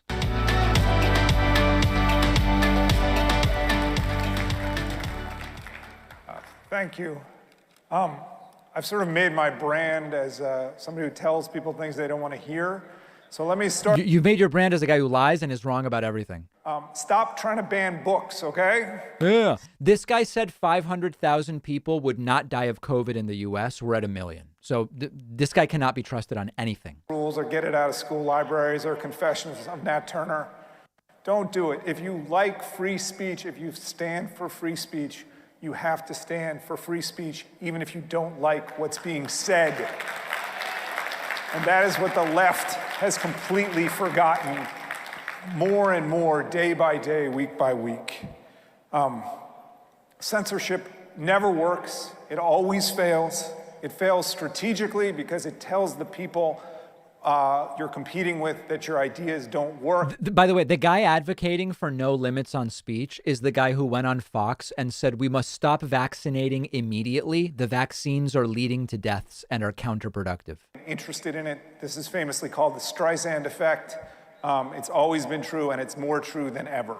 So don't stand for censorship. Censorship is un-American, it's unconstitutional, it's wrong. And besides, the left is way ahead on it. The left loves it, so let the left have it right now. It's really amazing to me in the last 5 years how far the left has gone on censorship. Most stunning, only 2 weeks ago, the Department of Homeland Security put out a bulletin where it defined terrorist threats as misinformation or disinformation about COVID and election fraud. And I want to read to you exactly what the Department of Homeland Security defined as a terrorist threat 2 weeks ago. If you make statements that, and I quote, undermine public trust in government institutions to encourage unrest, which could potentially inspire acts of violence, you may be a terrorist. Okay? I'm a terrorist by that definition. And that means that the government is entitled to do lots of things to me if it actually defines me that way. Okay? That is wrong. And by the way, this definition could easily be applied to plenty of people on the left who spoke out in favor of the Black Lives Matter protests. Okay, this is dangerous to both sides. It's dangerous to... What a compelling speaker, huh? Should walk away from it, and journalists should be asking about it. But they don't want to because they're so in love with squelching debate right now. The people who I used to work with at the New York Times have never said a word about this. I find it stunning and so disappointing. And, you know, across the border in Canada, people who donated money to a protest that was truly mostly peaceful, essentially entirely peaceful, were threatened by the Canadian government that they would have, you know, their bank accounts frozen, that they would essentially be shut out of life for donating to a peaceful protest. That is suppression of speech. It is wrong. And 1 week ago, people in the federal government spoke out against a website called Zero Hedge, which had committed... That website is nuts. Some stories that website is insane. The Biden administration did not like. And it's a total conspiracy loon website. Check it out on SourceWatch and Rational Wiki. We're at a very strange moment when this stuff is happening, and you know. Yeah. The strange moment is that there's people who want to paint themselves as legitimate, saying, "Guys, you should really get info from Zero Hedge." The government is also acting indirectly through big tech, which I know Ron DeSantis spoke about, Governor DeSantis, and I felt like he was speaking to me as he was talking about how big tech censors, because last year at this convention, I said, hey, Twitter has been good. Twitter has allowed me to speak, and you know, I've said things about the vaccines, and I've said things about COVID that lies. You know, the mainstream narrative goes against. They were lies. It goes against the mainstream narrative, and Twitter's allowed me to do that. And then in July, I said something that Anthony Fauci didn't like, and less than a month later, I was off Twitter. Wait a second. You said something Fauci didn't like, and 30 days later you got banned? Clearly Fauci called and said, ban this guy. Facebook polls groups, sometimes with hundreds of thousands of people. This has to stop. Right. These companies have held themselves out as public forums. Twitter, Jack Dorsey, who was Twitter's founder and until very recently Twitter's chief executive, said under oath to the Senate that Twitter was a public square. This is not a public square if you have views that people don't. Yeah, how do people like this find spouses? That's a good question in the chat. Do this, and whether or not they can do it constitutionally is a question, hopefully, that the Supreme Court will eventually get to decide. I've brought a lawsuit against them. Yeah. Former President Trump has brought a lawsuit against them. No one cares. One of these suits is going to get to the Supreme Court, and Twitter may not like the outcome. You don't know that, dude. Because I'm not backing down. This looks like Budget Monk. You guys remember that TV show Monk with Tony Shalhoub? This looks like Budget Monk with an oversized suit.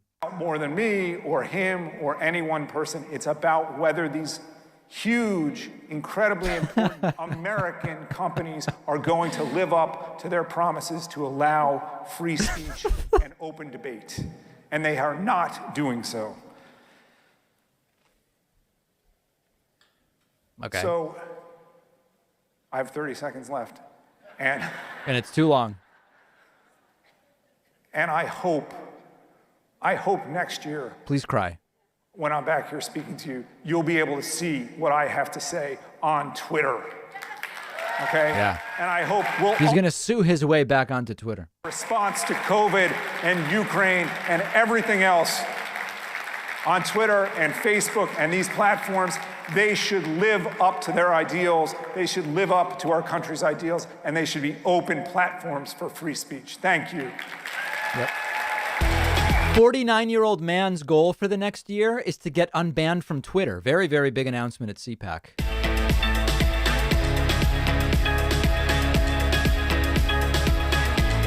Dear God, that was bad. Ladies and gentlemen, this is a power play. Oh, no. Please welcome former Alaska Commissioner Kelly Cpac.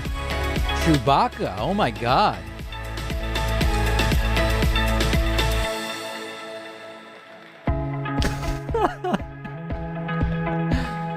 Man, this is wild.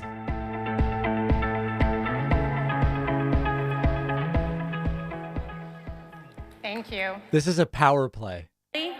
Kelly Cpac. I'm born and raised in Alaska. The woke leftist tried to cancel me before there was cancel culture. Right. When I was an outspoken conservative at a liberal law school, the leftists posted death threats against me in the student center. I'm against that. They couldn't cancel me. I won't be bullied, I won't be silenced, and I won't be controlled. Right.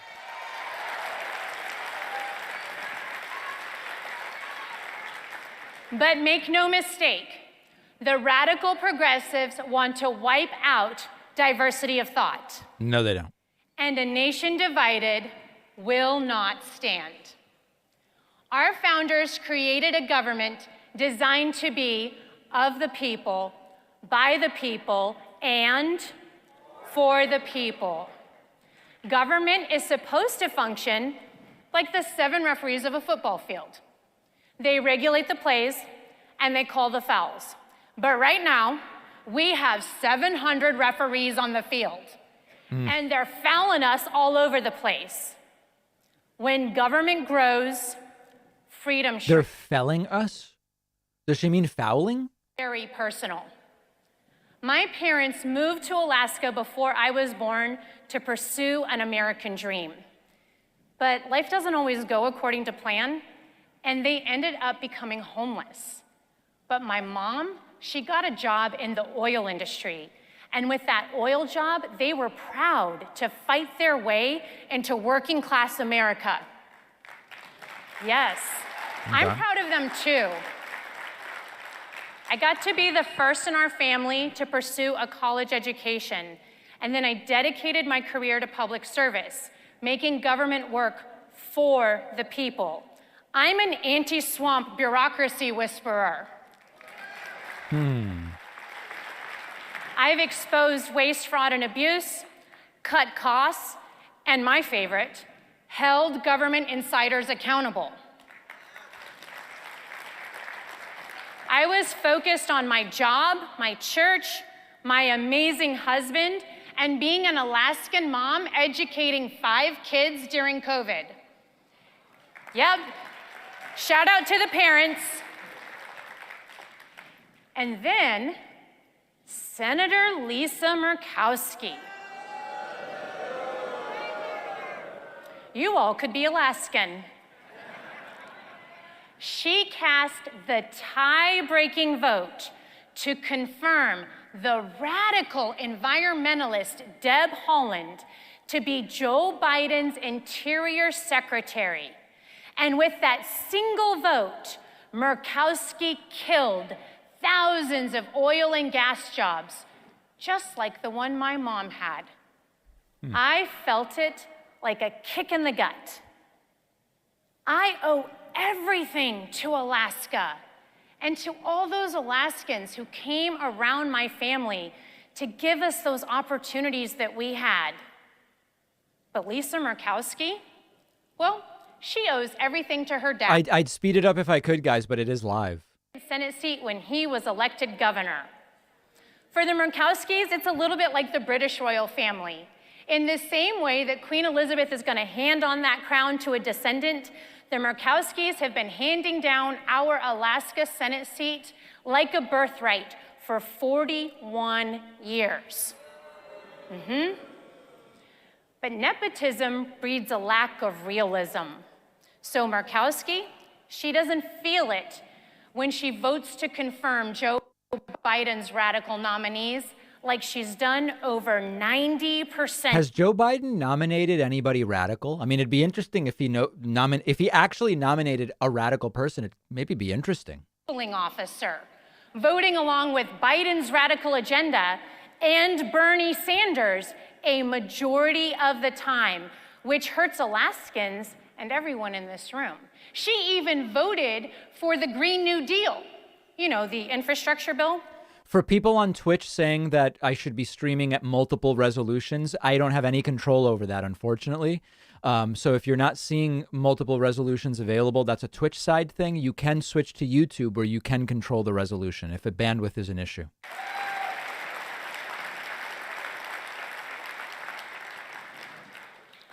And aren't we all excited that come this November, we are going to block Biden's business busting, border bungling, crime cascading, defense decimating, energy annihilating, gun grabbing, gender jumbling, liberty loathing, mandate militating, parent punishing, police persecuting, socialist supporting, America obliterating agenda. And we will ban men. Yeah. One person standing for that. Two, I guess. We have inherited a great country because of veterans like my dad and others who have paid a significant cost. And they walk in the footsteps of those who signed the Declaration of Independence.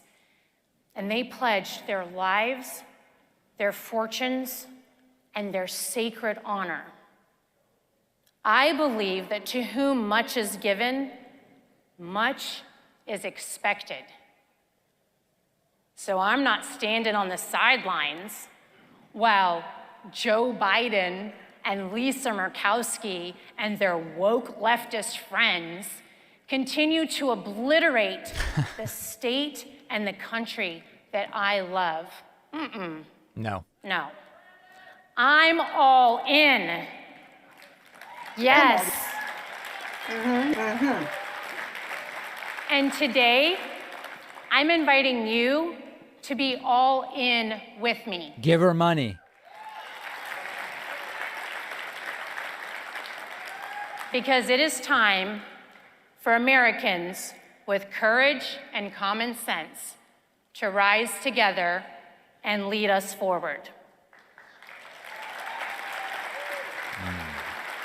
Inspirational, huh? I'm Kelly Cpac, and I'm for Alaska. Thank you. The best is yet to come. Okay, getting a little weird. Denver with a good question, good geopolitical question. Could the conflict in Europe embolden Kanye to invade Pete Davidson? I think that is something we should be looking at very, very strongly.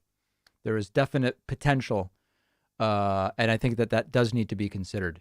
Okay, Jen Psaki is now, I don't know, something like 2 hours and 2.5 hours late with her press briefing. But we're just continuing to see what's happening over at Cpac. The agenda is, this guy wasn't even supposed to speak today. I mean, the entire agenda, I thought we were waiting for Ted Cruz, but at this point, who the hell knows? It's bizarre. Written words of a young school teacher making her way across the plains in 1893. America the Beautiful.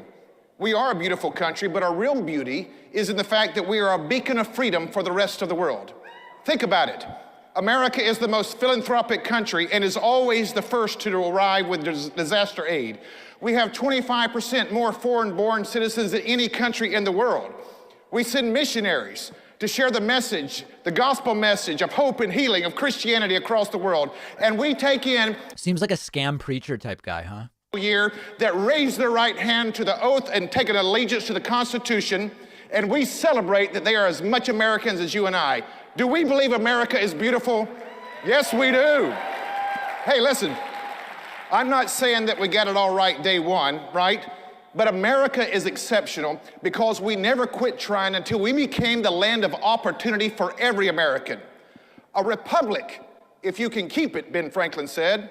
Well, we are the longest lasting republic in the history of the world. Do you believe America is beautiful?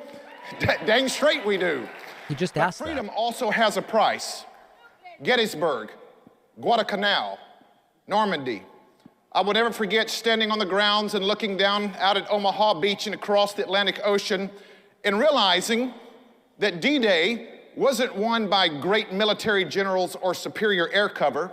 No, it was won by 18 and 19-year-olds that kept charging up that hill wave after wave to make sure that those freedoms would be passed down to another generation. Ladies and gentlemen, I ask you today, do you believe that America is beautiful? Absolutely we do. Over the last few years, leftist radicals, or better named, Democrats in Congress, they're no longer trying to hide their motives. It's all changed. Their attack to erode our liberty is supported by big tech, the press, and the media. And now even corporate America has gone woke. Yeah, this is a good question. Could it mean anything that senators aren't speaking at Cpac and the press briefing is so late? Yes, yes. Something seems to be going on. The Cpac agenda included a speech by Ted Cruz right now and a speech by Josh Hawley in 25 minutes. There was supposed to be a press briefing starting literally 2.5 hours ago. There was a report that Putin may be hours from taking Kyiv. Anything could be going on. Yeah, I'm starting to get the sense that something weird is going on as well. It's I don't know what, but something very well could be going on. Literally vote against sustaining the life of a baby that somehow survives a botched abortion. My friends, that's evil. When Joe Biden and Kamala Harris give the green light to illegals when they know their children will be trafficked and assaulted. Oh, give me a break. This guy's trash. This guy's just disgusting.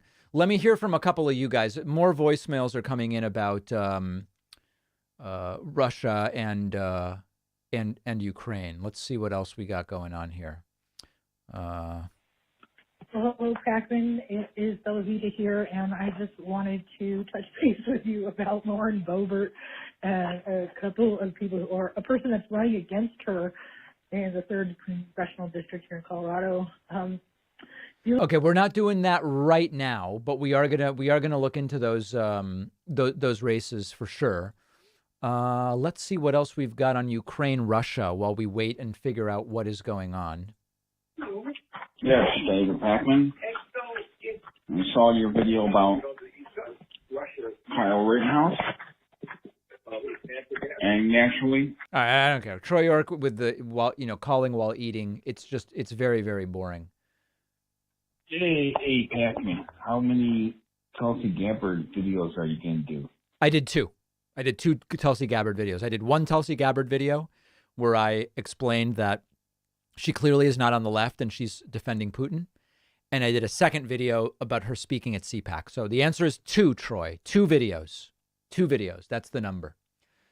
Do you think Sweden will be attacked because we are not a member of NATO? No, I do not believe Russia is going to attack Sweden.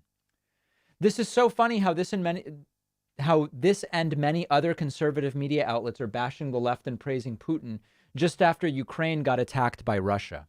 Yes. Senators are supposed to be getting a briefing from National Security, Blinken, etc. Okay. Wow, they are still not even, now they're falling like over an hour behind. I think this is another radical candidate. Should be a rare treat.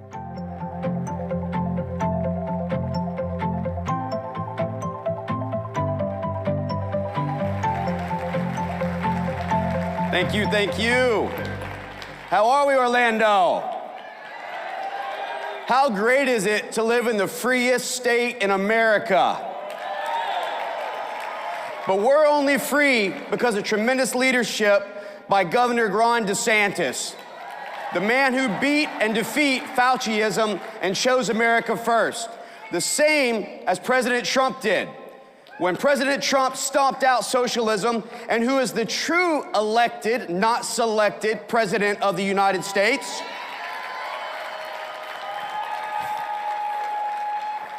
How many of you remember when President Trump was elected, when they talked about the fact that he will be the beginning and start of World War III? Okay. I did just find this report. This is interesting. This could be an explanation as to why things are not happening that should have happened. Take a listen. And we have this exclusive reporting now from NBC News. President Biden has been presented with options for massive cyber attacks against Russia. In response to the invasion of Ukraine, attacks could be at a scale never before contemplated, interrupting power, internet connectivity, even tampering with railroad switches in Russia. Joining us now, NBC correspondent Ken Delaney, who broke the... Can you imagine if Biden derailed trains in Russia? I mean, that just sounds crazy. This new reporting, and MSNBC national security analyst Clint Watts.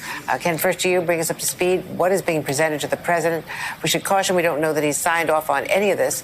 But what is so interesting is that this would be, in advance of any attacks against us, it would be offense or defense, if you will, defense of Ukraine, which was hit again with cyber attacks this morning. That's exactly right, Andrea, and that's what's so significant here. American officials and others briefed on the matter tell Courtney Kyiv and me that these options include things like shutting off the internet in parts or all of Russia, disrupting trains and railroads that are resupplying Russian troops in Ukraine, everything from making the trains not function to making them fall off the tracks, as one person put it. These options are designed to disrupt but not destroy, we are told, so they would fall short of an act of war. They would be carried out by a variety of agencies, including U.S. Cyber Command, the National Security Agency, the CIA would be involved. They're designed to be deniable, to be secret, and the fact that we're reporting on them sort of underscores the complexity of all this. And they are designed to strike Russia in part in retaliation for this invasion and in part to defend Ukraine, and irrespective of whether Russia strikes back. And the sources who are talking to us fully expect that Russia would retaliate with what they describe as colonial pipeline style attacks designed to hurt American consumers. They are factoring that in. And that's why, in fact, there is a big debate within the administration right now, we are told, Andrea. There are some people who view this as really dangerous and escalatory because both Russia and the United States have the ability to destroy one another's critical infrastructure in cyberspace and to turn off the power, things that would become an act of war. But there's another camp that says, why do we have all these cyber weapons if not to use them in a situation like this, where, again, not designed to kill people, but designed to make Russia pay a price in a way that only cyber can. Wow. They are looking at things cyberly, it appears. That is something. That is something.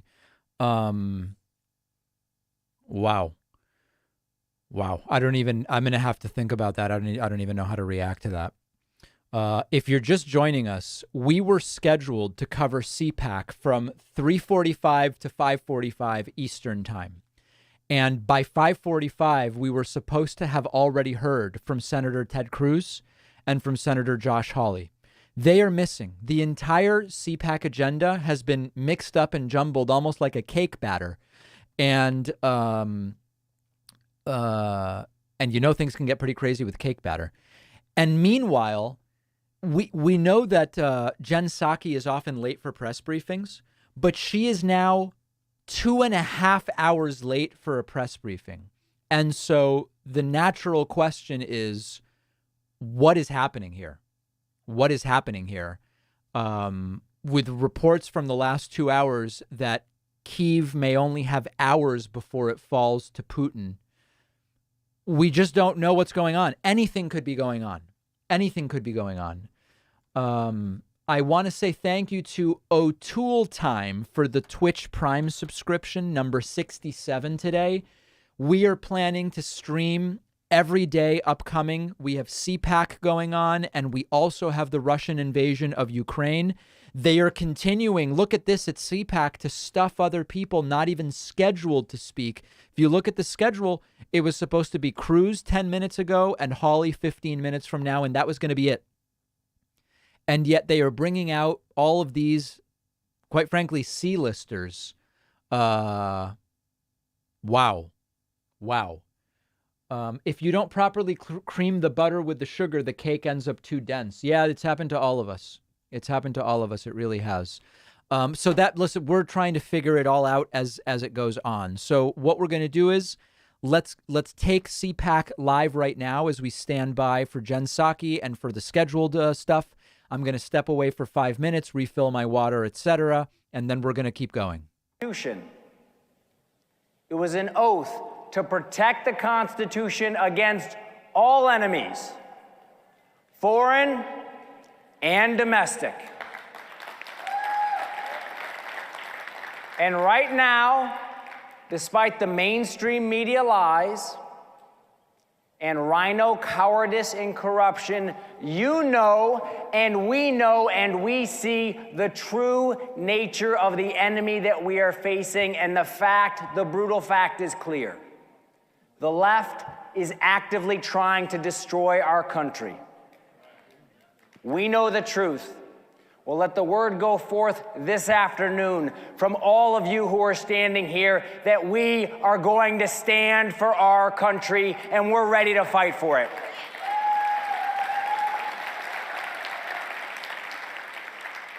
I've been down to the border, not just to Texas and to Arizona, but to the Mexican side of the border. And I've seen the 600,000 to 1 million people that are crossing our border every single month. That is an act that is making America weaker and our adversaries stronger. They are trying to destroy this country. When you look at what they have done with the defund the police movement, and the horrific rise in murders around this country, they are trying to destroy our country. When you look at critical race theory, you can see they are trying to divide our country. When you look at the COVID tyranny and the assault on our liberties, you can see that they are trying to destroy our country. When you look at inflation, when you look at the military disasters in places like Afghanistan, and Biden's policy of weakness and chaos that leads to aggression like we're seeing in the Ukraine, you can see that they are trying to destroy our country. And a lot of folks in the mainstream media, some rhinos, they might say, well, this is just because Joe Biden is senile and Kamala Harris is incompetent. And that's true, they are. But it's more than that. Folks. No one is this stupid. No one leaves behind billions of dollars of military equipment for the Taliban, but that's what they did. And we must stand together to recognize the nature of the enemy. We are in a fight for the soul of our country. And it is a battle against evil. It is a battle against cruelty, and it is a battle against tyranny. And we have to recognize that the left's policies are rooted in cruelty. You go down to the border, right now, Joe Biden and Mexican drug gangs and cartels are involved in the largest human smuggling operation in history, and it's happening on our border, and that is cruel. We talked to one Customs and Border Patrol agent who told us about one kid who'd been sold 17 times. You talk to the families, the thousands of families around this country who've lost loved ones to violence because of the left's insane defund the police movement. That is cruelty. You think about what's happening for families who've had kids with disabilities kept out of school for a year. That is cruelty. The left is cruel. And it is also tyrannical. You look at their assault on our liberties, their assault on the First Amendment, their assault on the Second Amendment. You look at the left's assault on our elections and on election integrity. You look at what the left is doing, the way they now, and we know they spied on candidate Trump and they spied on President Trump, and we know the truth. And we see around the country the George Soros-funded assault on the rule of law. That's the nature of the enemy that we are facing. And when you look back historically, what you see is the same thing that our founding fathers saw. The nature of leftism is that it never stops. They always progress to more and more tyranny. And you can look at the Jacobins in the French Revolution. You can look at Lenin and Stalin. You can look at Mao in China, Pol Pot in Cambodia. Those who ride the tiger of tyranny, they keep progressing to more and more oppression because they know that if they step off, the tiger will eat them as well. So the fact is, the left isn't going to stop. And you have to make a choice. We have to make a choice. Are we going to stop them? And I will tell you that right now, we know patriots around this country are rising up and we're saying, we are going to stand for our country and we're going to take it back.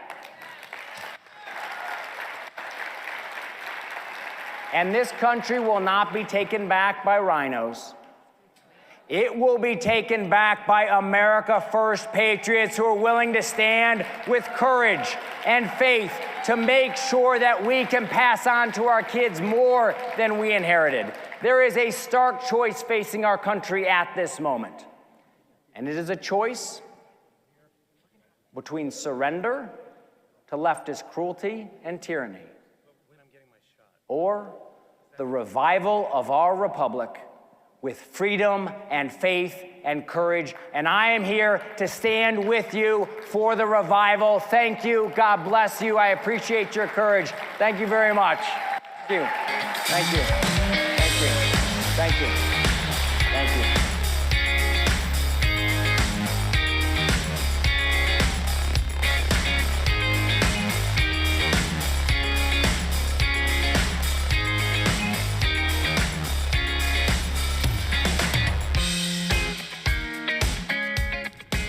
Ladies and gentlemen, from the National Rifle Association, please welcome Wayne LaPierre.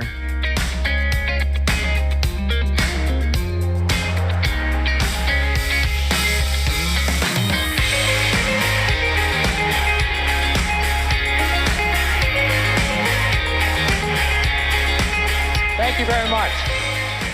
And thanks to all of you for being here today. You know, everywhere you look. All right, so here's NRA's Wayne LaPierre. The press briefing's happening. Let's listen. Sberbank and VTB, which together hold more than half of the Russian banking system's assets, over $750 billion in total.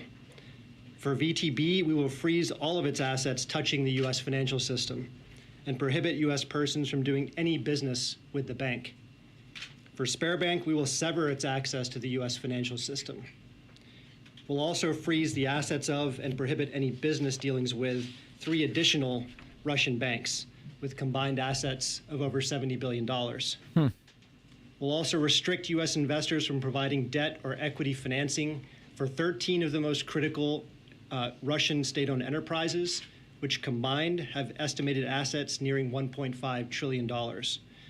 And finally, we'll also impose sanctions on the executives at these state-owned institutions, as well as additional Russian elites who are complicit in Putin's kleptocracy, and their family members.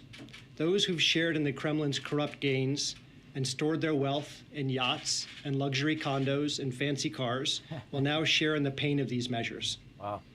In terms of the financial impact, as I said, these are the most impactful and significant sanctions the U.S. has ever taken. But financial sanctions are just one part of our response. We're also unveiling today an expansive and unprecedented set of export restrictions developed in historically close coordination with the European Union, Australia, Japan, Canada, New Zealand, the United Kingdom, and Taiwan. These new measures include sweeping restrictions on Russian military end users to impair Putin's military capabilities, and will also deny exports across Russia to sensitive cutting-edge technology, primarily targeting Russia's defense, aerospace, and maritime sectors. In total, the United States and our partners will effectively be cutting off more than half of all high-tech imports going into Russia. This includes curbing Russia's access to advanced semiconductors and other foundational technologies that Russia needs to diversify and modernize its economy. Working in tandem, these financial sanctions and the export controls will undercut Putin's aspirations to project power on the world stage. And those impacts intensified dramatically just today. The Russian stock market plunged over 30% at one point before being halted by local regulators. Russia's currency, the ruble, weakened to its weakest value on record against the dollar before the central bank intervened. And the price the market is charging the Russian government to borrow is now above 15%. These impacts over time will translate into higher inflation, higher interest rates, lower purchasing power, lower investment, lower productive capacity, lower growth. And I want to interrupt only because there are starting to be reports, and we have to see whether they are trustworthy. There are starting to be reports that a Russian platoon has surrendered to Ukraine in the north, and that Ukraine has taken back control of Antonov Airport near Kyiv. This is very early, but Ukraine did issue a call saying anybody who's able-bodied, come help. And there are multiple reports that we are trying to confirm that Ukraine has taken back the airport, which would be a major success if true. We're monitoring. Allow for an orderly transition of these flows away from sanctioned institutions, and we provided other licenses to provide for an orderly wind down of business. Let me just stop there and take your questions. I just had a real quick question. You said it would take some time before it affects the economy and inflation. What's the timetable? How long do you think it will take until you have demonstrable results? Well, look, these are costs that build over time. And as I mentioned, I think last Friday, any leader, whether you're an autocrat or a small d Democrat, has to pay attention to the living standards of your country.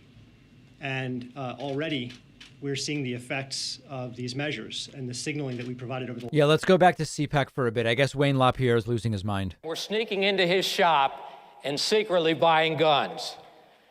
This is one of the most disgusting characters in American politics right now. And the next day they go out and rail against you and me and our Second Amendment rights. You know, when you think about it, maybe that's why so many celebrities are out there pushing so hard for mask mandates. They don't want anyone to recognize them when they sneak into the gun store. And if any of those Hollywood hypocrites are watching right now as we sit here, I have a message for you.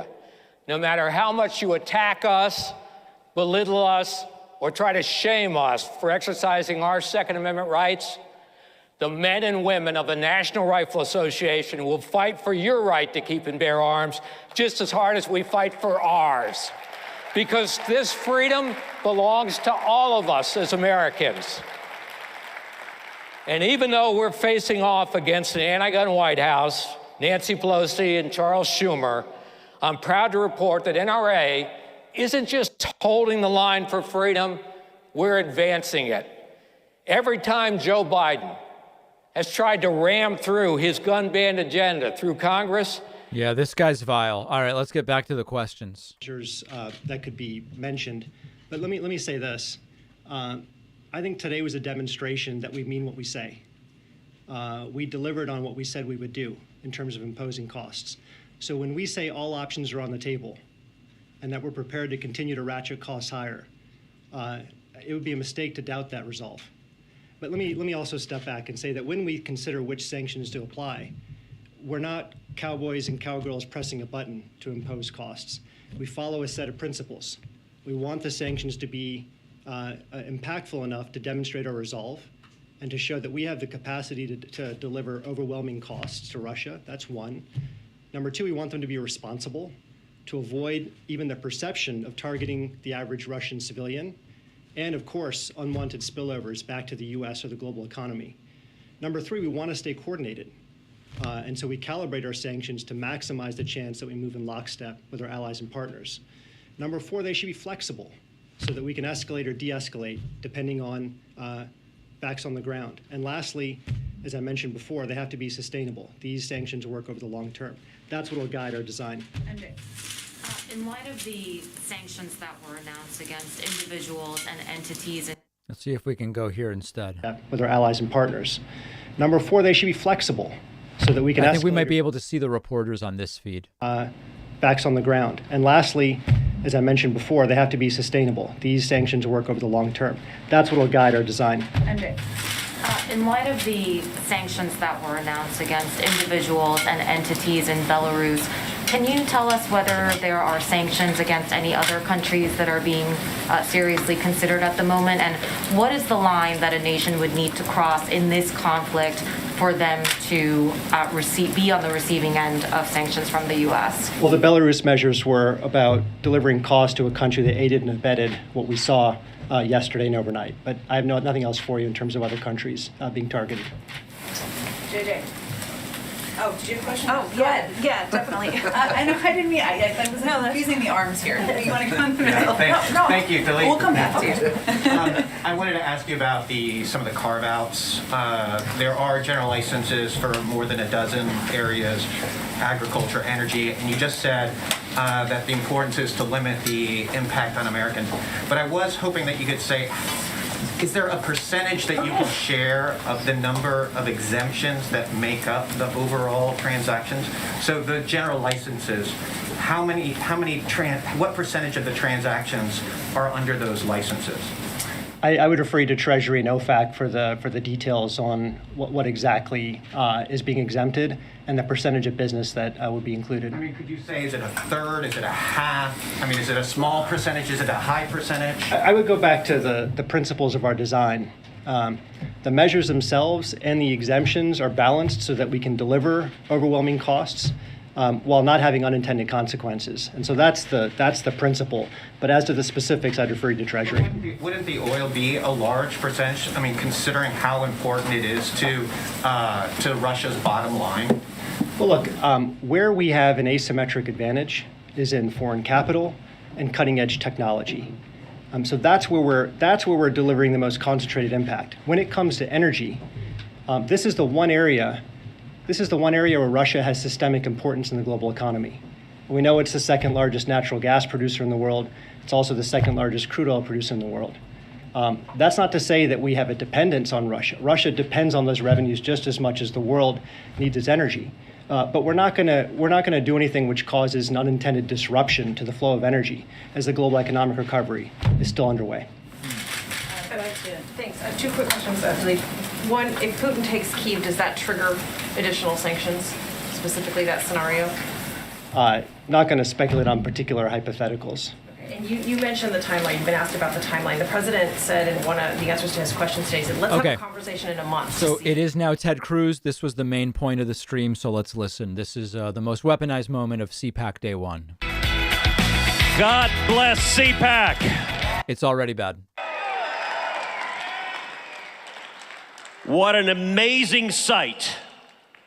Thousands of patriots and not a damn mask in sight. And we will ban men. What a horrible Obviously, everyone here is just following Stacey Abrams' example. A lot of empty seats, huh? We find ourselves at an existential moment for our nation. The threats in our country have never been greater. So I want to do something a little bit unusual for Cpac. Tell the truth? I want to step back and go a little more philosophical. Oh, okay. And ask, what is this battle all about? What are we fighting about in this nation? And I'm going to suggest that the fundamental conflict that is playing out across this great nation is a battle between power and liberty. I disagree. That's not what it's about. The two are in fundamental conflict. We are seeing it every day. Vaccine mandates versus doctors and nurses. I'm getting Charles Manson vibes. Anybody else? Versus kids in school. Spotify versus Joe Rogan. GoFundMe versus Canadian truckers. Justin Trudeau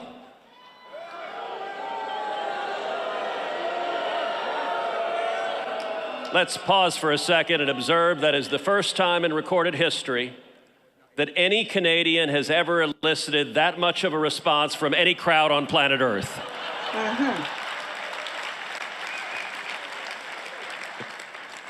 Justin Trudeau and the God-fearing Canadian truckers. Right?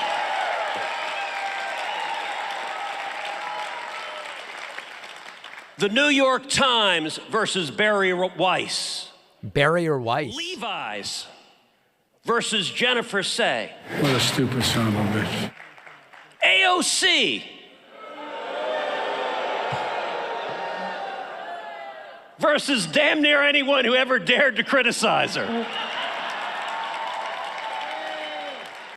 Did he just fart? Did you guys hear that? Or was it just me who heard that? It means you really want to date her.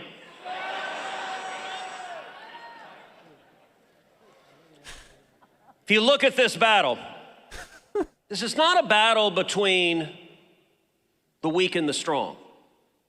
Joe Rogan is many things, but he ain't weak. Oh my God. Major League Baseball, which went after the voters of Georgia, the Georgia voters are many things, but they ain't weak. The Biden Department of Justice, when they went after parents. Parents are many things, but they ain't weak. Just ask Loudoun County. Just ask Terry McAuliffe. Just ask all the left-wing Democrats in Virginia who are scared out of their minds right now. You got to understand what is playing out here. What is playing out is the powerful are afraid. They are terrified of you. They look out at the men and women in this room and you scare the living crap out of them. Yes, but not for the reason Ted Cruz thinks. Afraid of truth. They are afraid of liberty. That fear is driving them. Let me suggest a principle, a very simple principle for conservatives to understand. Big is bad. Across the board, big government sucks. Big business sucks. Big tech, big Hollywood, big universities. Any accumulation of power that is centralized is fundamentally dangerous for individual liberty. What is it that the communists want? The communists want control of everything. They want centralized power. What communist is he talking about? There's none here in the U.S., barely. Principles I'm talking about were said far more eloquently, far more elegantly 2 centuries ago by James Madison in Federalist 10. James Madison talked about factions. That was an old word for special interests. And he said factions, if they're able to seize control of government, will strip away our liberty. And the genius of our Constitution. All right, some people demanding we go back to Jen Psaki, but let's wait until she actually takes some questions. Makes the executive and Congress fight, makes Congress and the judiciary fight, makes the federal government and the states fight. And what the framers, their genius was. Yeah. The Supreme Court has called it splitting the atom of sovereignty. And that if the factions, if one faction can't seize control of everything. You guys think 5 or 10% of the audience even has any idea what he's talking about? 5 or 10% or less? Oh, it's true today. Why is our liberty so under assault? Because giant corporations, giant tech, giant government, they work together hand in hand. 5, okay. 2, oh wow. You look at what happened with Joe Rogan. Joe Rogan, Jen Psaki. Oh, come on, Jen Psaki doesn't get the Justin Trudeau treatment? What? All right. you know, Peppermint Patty deserves some love. Oh, boy. Jen Psaki from the White House podium said, billionaires in Silicon Valley, please silence that pesky Rogan guy. There's a pattern of government asking big tech to silence dissent. In Canada, the Canadian truckers, Canadian government says, GoFundMe, billionaires, please silence these pesky truckers. By the way, the workers of the world had a revolt, and the left is pissed. All right, let's listen to Jen Psaki for a bit. Okay. A couple of things at the top for all of you. One, USAID put out an announcement that they've deployed a DART, or Disaster Assistance Response Team, to respond to humanitarian needs in Ukraine.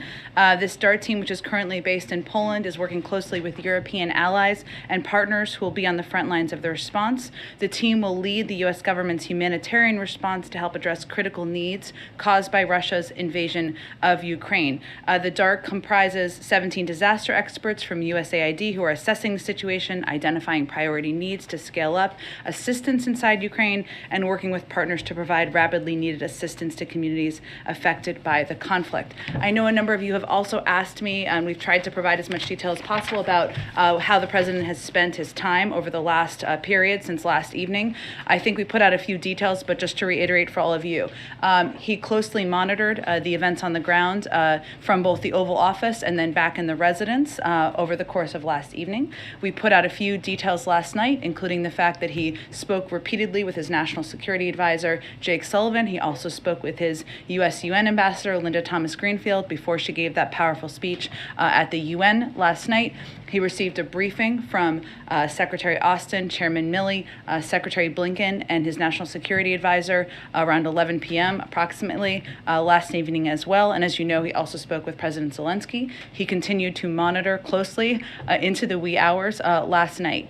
This morning, as you all know, he met for just about an hour with his national security team, which included both a full table in the room and full members from the cabinet, from the national security team on the screen.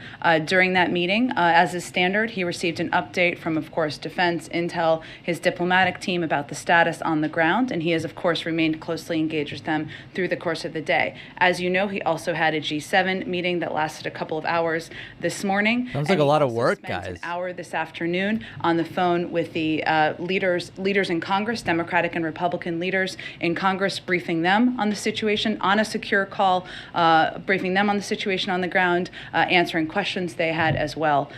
So that has been his day to date, and he is continuing, of course, to focus on other priorities as president. But why don't we go to you, Zeke? Thanks, Jen. Just picking up on that, has the president made any additional foreign leader calls today? Has he spoken to President Zelensky since their call last evening?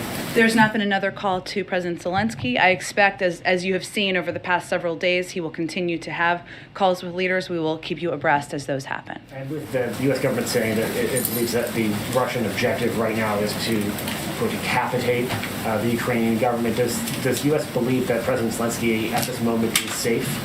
We're not going to get into security questions, but we are in touch with President Zelensky, and we are. There's a real question about if and when Zelensky has to leave the country. In addition to calling for the West to cut Russia off from SWIFT, and also proposed or called for, demanded, I think was the word he used in a tweet, that the U.S. and its allies impose a no-fly zone over Ukraine. I know the president has said that he won't put U.S. boots on the ground in Ukraine to fight Russia. Is Ukrainian airspace in play? Is that something that is subject to any discussions? We've certainly seen his tweet or his request via tweet, but I don't have an update on that request. That's not off the table. The no-fly zone's not off the table. Again, I don't have any update on this point in time or status of the discussions. Go ahead. Thanks. Just a follow-up up on troops fast and a few cyber questions. Do you expect NATO to call up a major response force, and how many U.S. troops could be called to help in that effort? That's really up to NATO. As you know, we have a number of troops, thousands of troops that are on call, but that is a decision to made by the NATO alliance. And the president said, if Putin pursues cyber attacks against our companies, our critical infrastructure, we are prepared to respond. So just clarifying, does that first mean that there has not been any evidence of any cyber attack from Russia against any American companies at this point? Not that we have identified or attributed at this point in time. And can you explain? I mean, aside from past ones that you're fairly tracking. Yeah, I guess I mean in the last 24 hours. I understand. And can you explain more of the White House's thinking on kind of this debate in Washington about whether a cyber attack against a NATO ally would trigger an Article 5 response, a response from the alliance? Good question. That again is up to the NATO alliance to determine, but obviously a cyber attack does constitute an attack, so that would certainly be a point of discussion among the NATO members. Okay, one more really fast. On the USAID disaster response you just mentioned, a 17-person team, is that enough? I mean, we're talking about, we've heard you guys talk about the potential of hundreds of thousands of refugees. You're absolutely right, and I think that's an important point. But what we're trying to do here is provide any incremental update on the status of what our work is. And I'll just note, and you may be fully aware of this, but in terms of humanitarian assistance, we have been the biggest provider of humanitarian assistance to Ukraine. We've provided over $52 million in humanitarian assistance to Ukraine in the past year. Over the past few weeks, we've committed additional funding and supplies to humanitarian organizations. There's been a specific need and therefore a focus on support services, food, clean water, hygiene, shelter, trauma, primary health care, and we are prepared to certainly provide a significant amount more. So this is just one step, obviously less than 24 hours after the events of last night, and we will continue to plus up from here. Go ahead. Jen, there are a number of protests within Russia itself. Are you monitoring this? What's your message to them? Well, there certainly are, and I know with everything going on, this may not have caught everybody's attention, but let me just note that, today we're seeing Russian people in the streets, open letters from leading Russian journalists and cultural figures denouncing President Putin's war of choice, and reports of Russian mothers concerned about the reckless deployment of their sons to this fratricidal war. I think it's important to remember back in 2014 when they didn't even acknowledge that they were sending Russian soldiers. They didn't even acknowledge when there were body bags coming back from Ukraine into Russia. And there is an outcry in the streets by Russian people, by more Russian people than I think many would expect. So despite Putin's crackdown at home, dissenting views remain. And I think that's important to note. To publicly protest against President Putin and his war is a deeply courageous act. Their actions show the world that despite the Kremlin's propaganda, there are Russian people who profoundly disagree with what he is doing in Ukraine. One more. Speaker Pelosi's talking about sending $600 million in lethal aid to Ukraine. Is this something you support? We are in conversations with Congress, and I mentioned the president spoke with leaders just earlier this afternoon. I don't have an exact number, but those are ongoing conversations about what needs the Ukrainians have on the ground in a variety of categories: security, humanitarian, other economic assistance. Go ahead. Does the U.S. have any analysis to indicate that there is dissent or division within Putin's government, or is it your understanding that Putin's government is united in this war? It's an interesting question, and Jamie, without getting into intelligence, which obviously we look at, I mentioned obviously Russians protesting in the streets. That's not exactly what you asked about, but if you watched the meeting President Putin had with members of his national security team the other day, it was quite striking, the back and forth he had with his intel chief in that meeting. The analysis of that certainly can be done in an open source manner, given it was quite public, but I will leave outside analysis to give further assessment of that. And as you know, we are seeing Ukrainians start to flee the country. Yeah. Is the U.S. prepared to accept Ukrainian refugees? We are, but we certainly expect that most, if not the majority, will want to go to Europe in neighboring countries. So we are also working with European countries on what the needs are, where there is capacity. Poland, for example, where we are seeing an increasing flow of refugees over the last 24 hours, or flow of individuals, I should say, out of Ukraine, what their needs are, and we've been talking and engaging with Europeans about that for some time now. Well, part of what you're doing is to prepare for the United United States to accept. The president is certainly prepared for that, but I would just note that because there are a number of European countries neighboring Ukraine who have expressed an openness to it, we would anticipate many of them would want to go to European countries. And just one more quick question. The president, of course, has repeatedly said that American troops will not enter Ukraine. Is there any scenario that has been discussed where that decision might be reconsidered?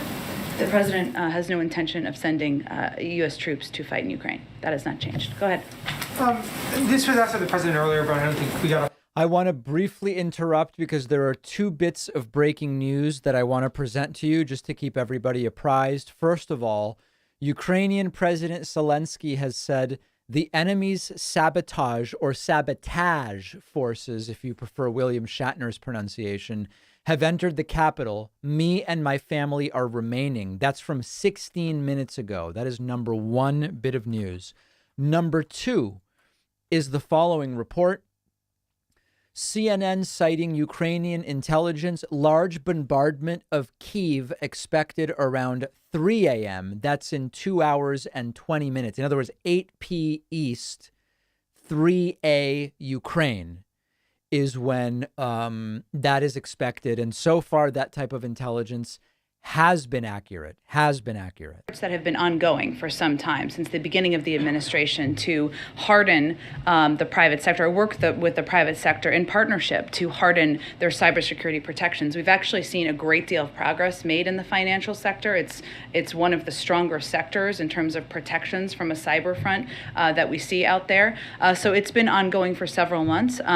Obviously, when there are moments like this where we continue to watch and look for what the potential is, we continue to engage closely with a range of industries about what they need to do, about the potential threats, and that's something that happens obviously privately and through a range of agencies. I can see if there's anything more specific that we can read out to all of you. Just real quick, one follow-up. President Biden said that the U.S. is prepared if an attack comes there. He said prepared to respond. Would that response be a cyber attack? Attack, yes. Would that be an equivalent cyber attack against Russia? Well, I would say that the president reserves the option to respond in any manner of his choosing, overt or covert, seen or unseen, as we like to say in more available English. But I'm not going to get into specifics of what that looks like. He has a range of options. Go ahead. It would be crazy to get into specifics. Oil prices in the SPR. Does the administration have an oil price in mind that would trigger another release from the SPR? I think not that we're going to get into detail or from here. Do we want to go to Josh Hawley, who's today's keynote speaker at Cpac, or stick with the questions here? A little bit is that what has been ongoing, both from the president, who's been very engaged in this, having conversations with leaders in the Middle East and other parts of the world, as well as many members of his national security team, taking whatever steps we can to mitigate the impact on the global oil markets. And obviously that means increasing supply. Obviously, we'll check out a little bit of it. The Strategic Petroleum Reserve would be part of that. But in terms of what that looks like or the specifics, I'm just not in a position to get into more details at this point. Thanks. If the worst happens and Russia either reduces the flow of natural gas or cuts off energy altogether to Europe, does the administration have a good idea for how long households in Europe could last under that kind of circumstance? I don't have an assessment of that from here. I can certainly check with our economic team. One thing I will say that one of the steps we've been taking, obviously natural gas shortages and supply is an enormous regional issue, one that would hugely impact Europe more than here, of course. One of the steps we've been focused on and been taking is engaging with partners who may have excess LNG supply, like countries in Europe, Japan, for example, where we were planning to give them some, and now they're going to divert it to Europe. So we've been working to help mitigate any impact of a further invasion and a shortage in Europe. Go ahead. Some of the activity that we've seen today in Ukraine, some of the clashes have been in and around Chernobyl. Does the United States have an assessment of the risk of a radioactive release?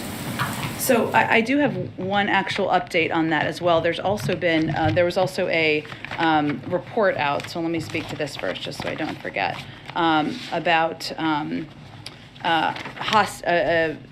hostages around there as well. So let me speak to that first. We are outraged by credible reports that Russian soldiers are currently holding the staff of the Chernobyl facilities hostage. God. This unlawful and dangerous hostage taking, which could upend the routine civil service efforts required to maintain and protect the nuclear waste facilities, is obviously incredibly alarming and greatly concerning. We condemn it and we request their release. In terms of a further assessment, I don't have anything more on that from here. You gave a readout of how the president spent past 24 hours or so. First, I wanted to ask about his call with President Zelensky. Did he indicate if he was still in Kyiv? Did he identify his location? He just tweeted he's in Kyiv. We are aware of where he is located, and we are in touch with him. I would say on that call, what they discussed is President Zelensky's request for the president to condemn the actions of President Putin and the Russians and to engage with other global leaders about it, and that's exactly what he's done. We've seen a number of statements today from former presidents, President Obama, President Bush, and also saw former President Trump on television talking about this. Has the president, you mentioned during the Afghanistan drone out, he had been in contact with his predecessors. Has he been in touch with any of his predecessors during this? He has not been today. And then in terms of another domestic priority that was potentially included in his meetings today, given the situation, his time and focus and attention on the Supreme Court, on Ukraine, will this affect the timing of his Supreme Court announcement? We are still on track to make an announcement before the end of the month. We have to do a lot of things around here at the same time. Go ahead. Just to follow up on the cyber attacks and Article 5 question, I know you said that it's up to NATO to decide, but from a U.S. perspective, would any cyber attack against a NATO ally trigger Article 5, or would there be a measure for what counts? Again, this is a conversation we would have with our NATO allies and partners. I don't have more, anything in addition to add to it. And just to follow up on the Supreme Court, I know you said you're on track, but has he made a final decision given there are basically 2 days left for the end of the month? Not a final, and no job offer has been made. Go ahead. Thanks. Just a couple. Are there any concerns or indications at this point that Russia had prepared for the sanctions that you're putting in place and kind of developed preemptively ways to blunt that impact? Well, it's an interesting question, and some of it is hard because it's hard to get into the minds of President Putin and the oligarchs around him. One of the steps Let's listen to a little bit of Hawley because I did sort of promise I'm covering Cpac, and he's today's keynote. Let's listen to just a little bit. Will you pledge to stop it from being taught, from being promulgated in the United States government? And the answer is no. They're radical on this issue. They believe in critical race theory. They believe that America is systemically racist. They believe that America is systemically broken. They believe that we're a nation of oppressors. It's very stupid. Yeah, it's not even worth it. You know, the ruble is the worst performing currency in the world right now. Their inflation has skyrocketed. So we're even seeing in their markets the anticipated impact even before today, and that's even before the actual squeeze on the financial sector in the country. So it feels to me it would be a little hard to plan around and plot around given the significance of what was done today and the fact that when we sanctioning 10 of Russia's financial institutions and these export control measures, which essentially cuts President Putin off from semiconductors and access to a range of technology he wants for the future. Those are difficult things to plan ahead for. And then I guess secondly, does the administration have any assessment for how China is reacting to this at this point? Whether they are willing to provide support to Russia, how much, and has there been any kind of contact there to kind of attempt to move them off of any support? Well, in terms of what impact they can have, I mean, China only accounts for about 15% of China and Russia. I'm not sure. You can double check me on this. About 15% of the global economy. If you look at G7 partners in the U.S. and Europe, it's about 50%, right? So they cannot cover what the impact of the sanctions that have been announced in coordination with Europe, how they would impact Russia. You know, I think from our perspective as it relates to China, well, I can't get into the heads of what their thinking is. You know, this is really a moment for China, for any country, to think about what side of history they want to stand on here. And, you know, that is certainly the case that... Something tells me China's thinking a lot about Taiwan right now. That Secretary Blinken spoke with his counterpart just a couple of days ago. You know, the president's certainly open to speaking with his counterpart, but I don't have any prediction of that at this point in time or a timeline. Go ahead. Thanks, Jen. Over the past couple of weeks, as you've been sounding the alarm on this, you've put the sanctions package together, done conducted diplomacy with the Russians and the rest of the world. How did the Ukrainian government use that time, since they've been initially warned that this was a likelihood? Did they use that time wisely to prepare? Tell me more about what you mean exactly. Well, you're seeing reports from the streets in Russia in Ukraine of people being surprised. You had obviously local and national leadership in Ukraine telling people to stay calm, to go to work, even the day before the invasion began. So, were they properly prepared, and was there more that they could have done in the lead-up? Look, I think it's not particularly constructive for us to give an assessment of that. What I can tell you is that our focus has been on providing up-to-date, what has turned out to be quite accurate and transparent information about what the President Putin was preparing to do, which was invade Ukraine. And we have been very clear with American citizens who are there. We have been clear with our European partners 4 months now, including Ukrainian leadership. So that has been what our focus has been. And we will remain a strong supporter and partner of President Zelensky in Ukraine moving forward. Go ahead. Thanks, Chad. Following up on the sanction question. We have heard for weeks that these sanctions were at least in part a part of a strategy that was based on deterrence as well as prevention. Today, with the president's comment that no one expected the sanctions to prevent anything from happening, moving forward, do you expect this slate of sanctions to prevent any further advancement or aggression from Russia? Well, I would say that later in the back and forth or the press avail, he also said when asked if sanctions cannot stop President Putin, what penalty can? And he said, I didn't say sanctions couldn't stop him, which leads me to believe that's not exactly what he meant. He also went on to say the threat of sanctions and imposing the sanctions and seeing the effect of sanctions are two different things. And the way we look at this, broadly speaking, and Dilip touched on this a little bit, is that we do see them as having a deterrent impact, right? It doesn't mean they're 100% foolproof. But if there's a 95% chance of Russia invading without the threat of sanctions, and there's a 60, I'm making up these percentages just to make a point, but and a 65% chance that they will with them, you're obviously going to go with the threat of sanctions because you want to reduce the threat of an invasion. So there is a deterrent, and we've seen the deterrent impact work at times, right? I'd also note that we are very clear-eyed about the fact that President Putin, not just a few days ago, he gave the speech a few days ago where he questioned the legitimacy of Ukraine as a sovereign country. He's also talked about how the breakup of the Soviet Union was the worst thing that's happened, that's a paraphrase, in recent, in decades of history. So we are clear-eyed about his ambition, but what the other part of it that we are quite focused on is the consequences. And the way we see it is, as we've touched on a little bit, inflation skyrocketing, the ruble is the worst performing currency in the world. It was his decision to go to war. It's our choice to make him pay a price. Same with the global community. And we believe these consequences are also going to have an impact. Just at the risk of repeating your question as well, the president did also say, let's check in a month, and there has been some questions about time here. It seems like this is a strategy to use these sanctions to put pressure on Russia to eventually discourage them to pull out, or to force them to pull out this advance. So what is the timetable here, you think, for when the Russian government will start actually feeling the impact of these sanctions and possibly pull out? Well, in many senses, they're already feeling the impact. They said we're threatening to attack U.S. assets because of the pain of the sanctions yesterday. So in terms of how Putin will feel the impact, we just sanctioned a range of oligarchs around him. We sanctioned 10 financial institutions.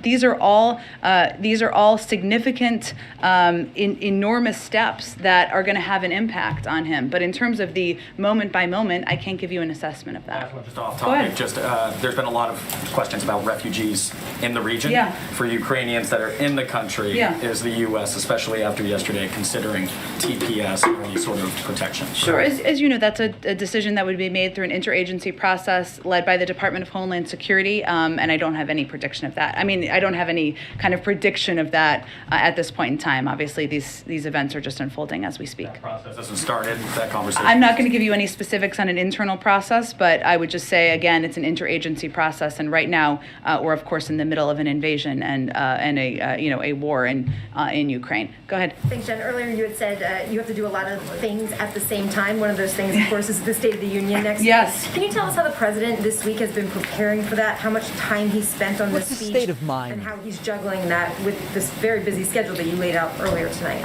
Yeah, absolutely.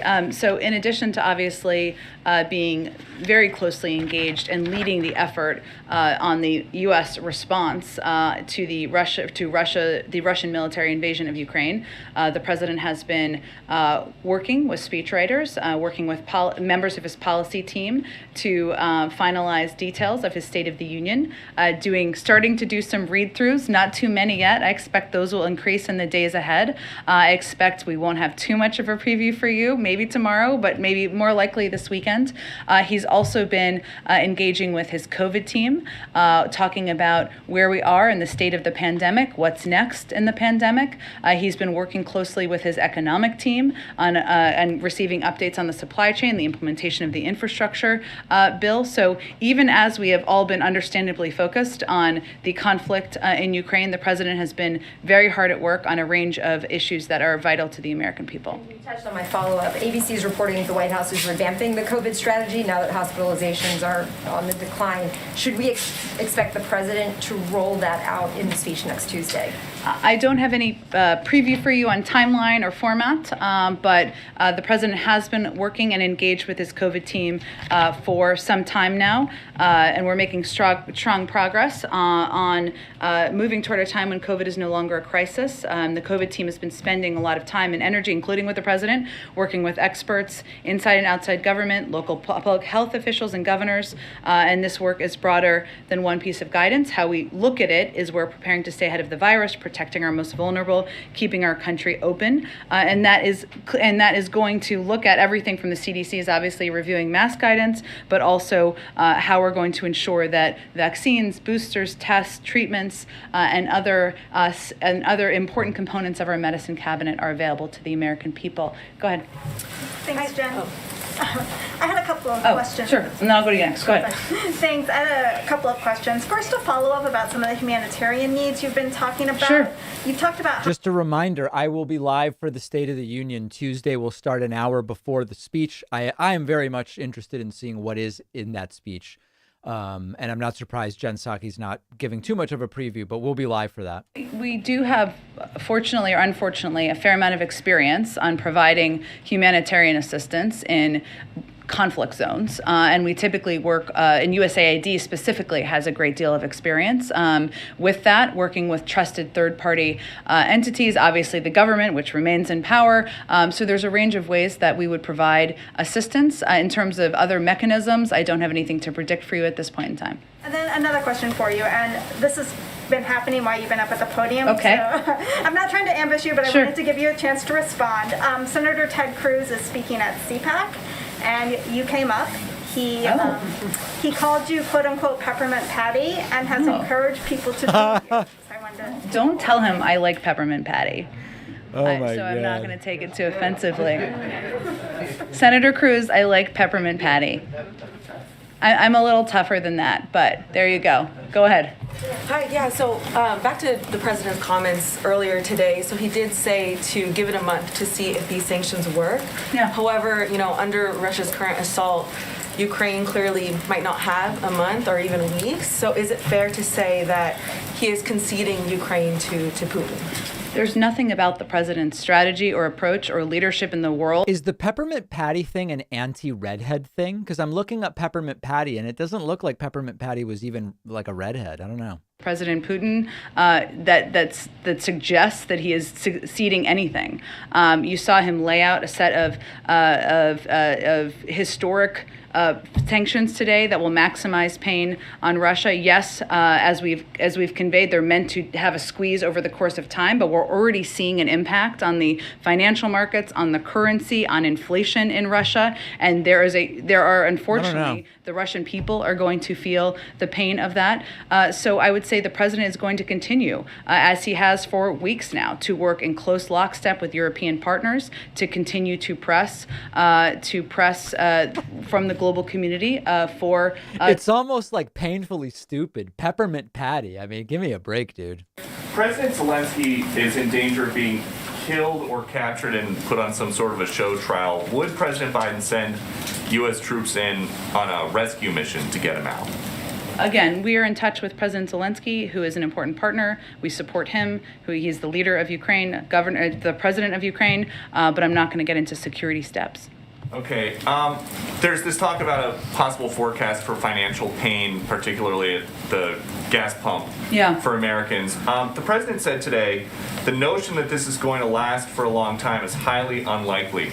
Would he try to ensure that by lifting some of the restrictions that he's put in place on the energy industry? Like what? Or rethinking some projects like the Keystone Pipeline?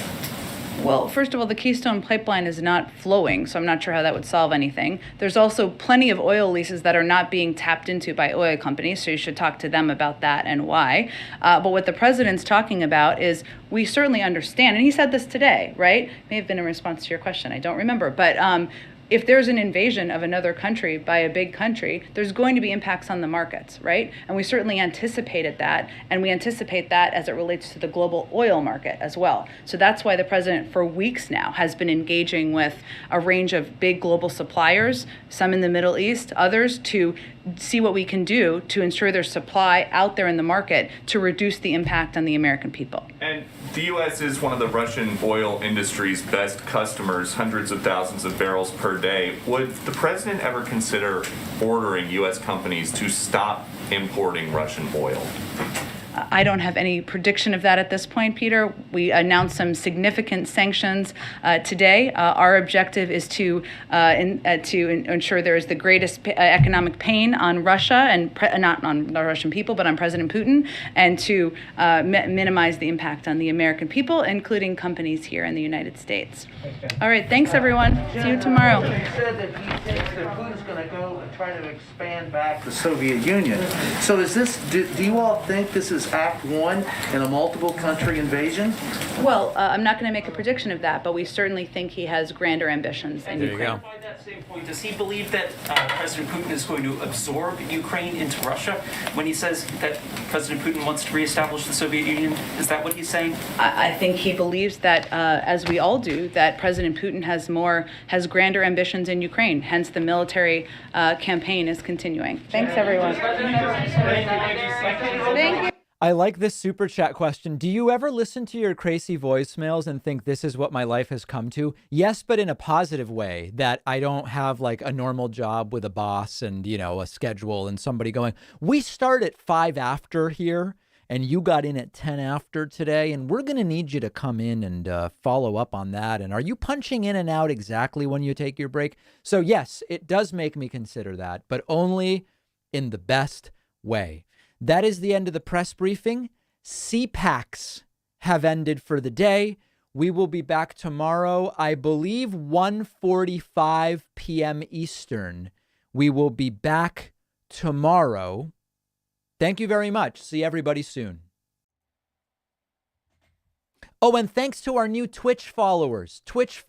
Thank you to every single one of you.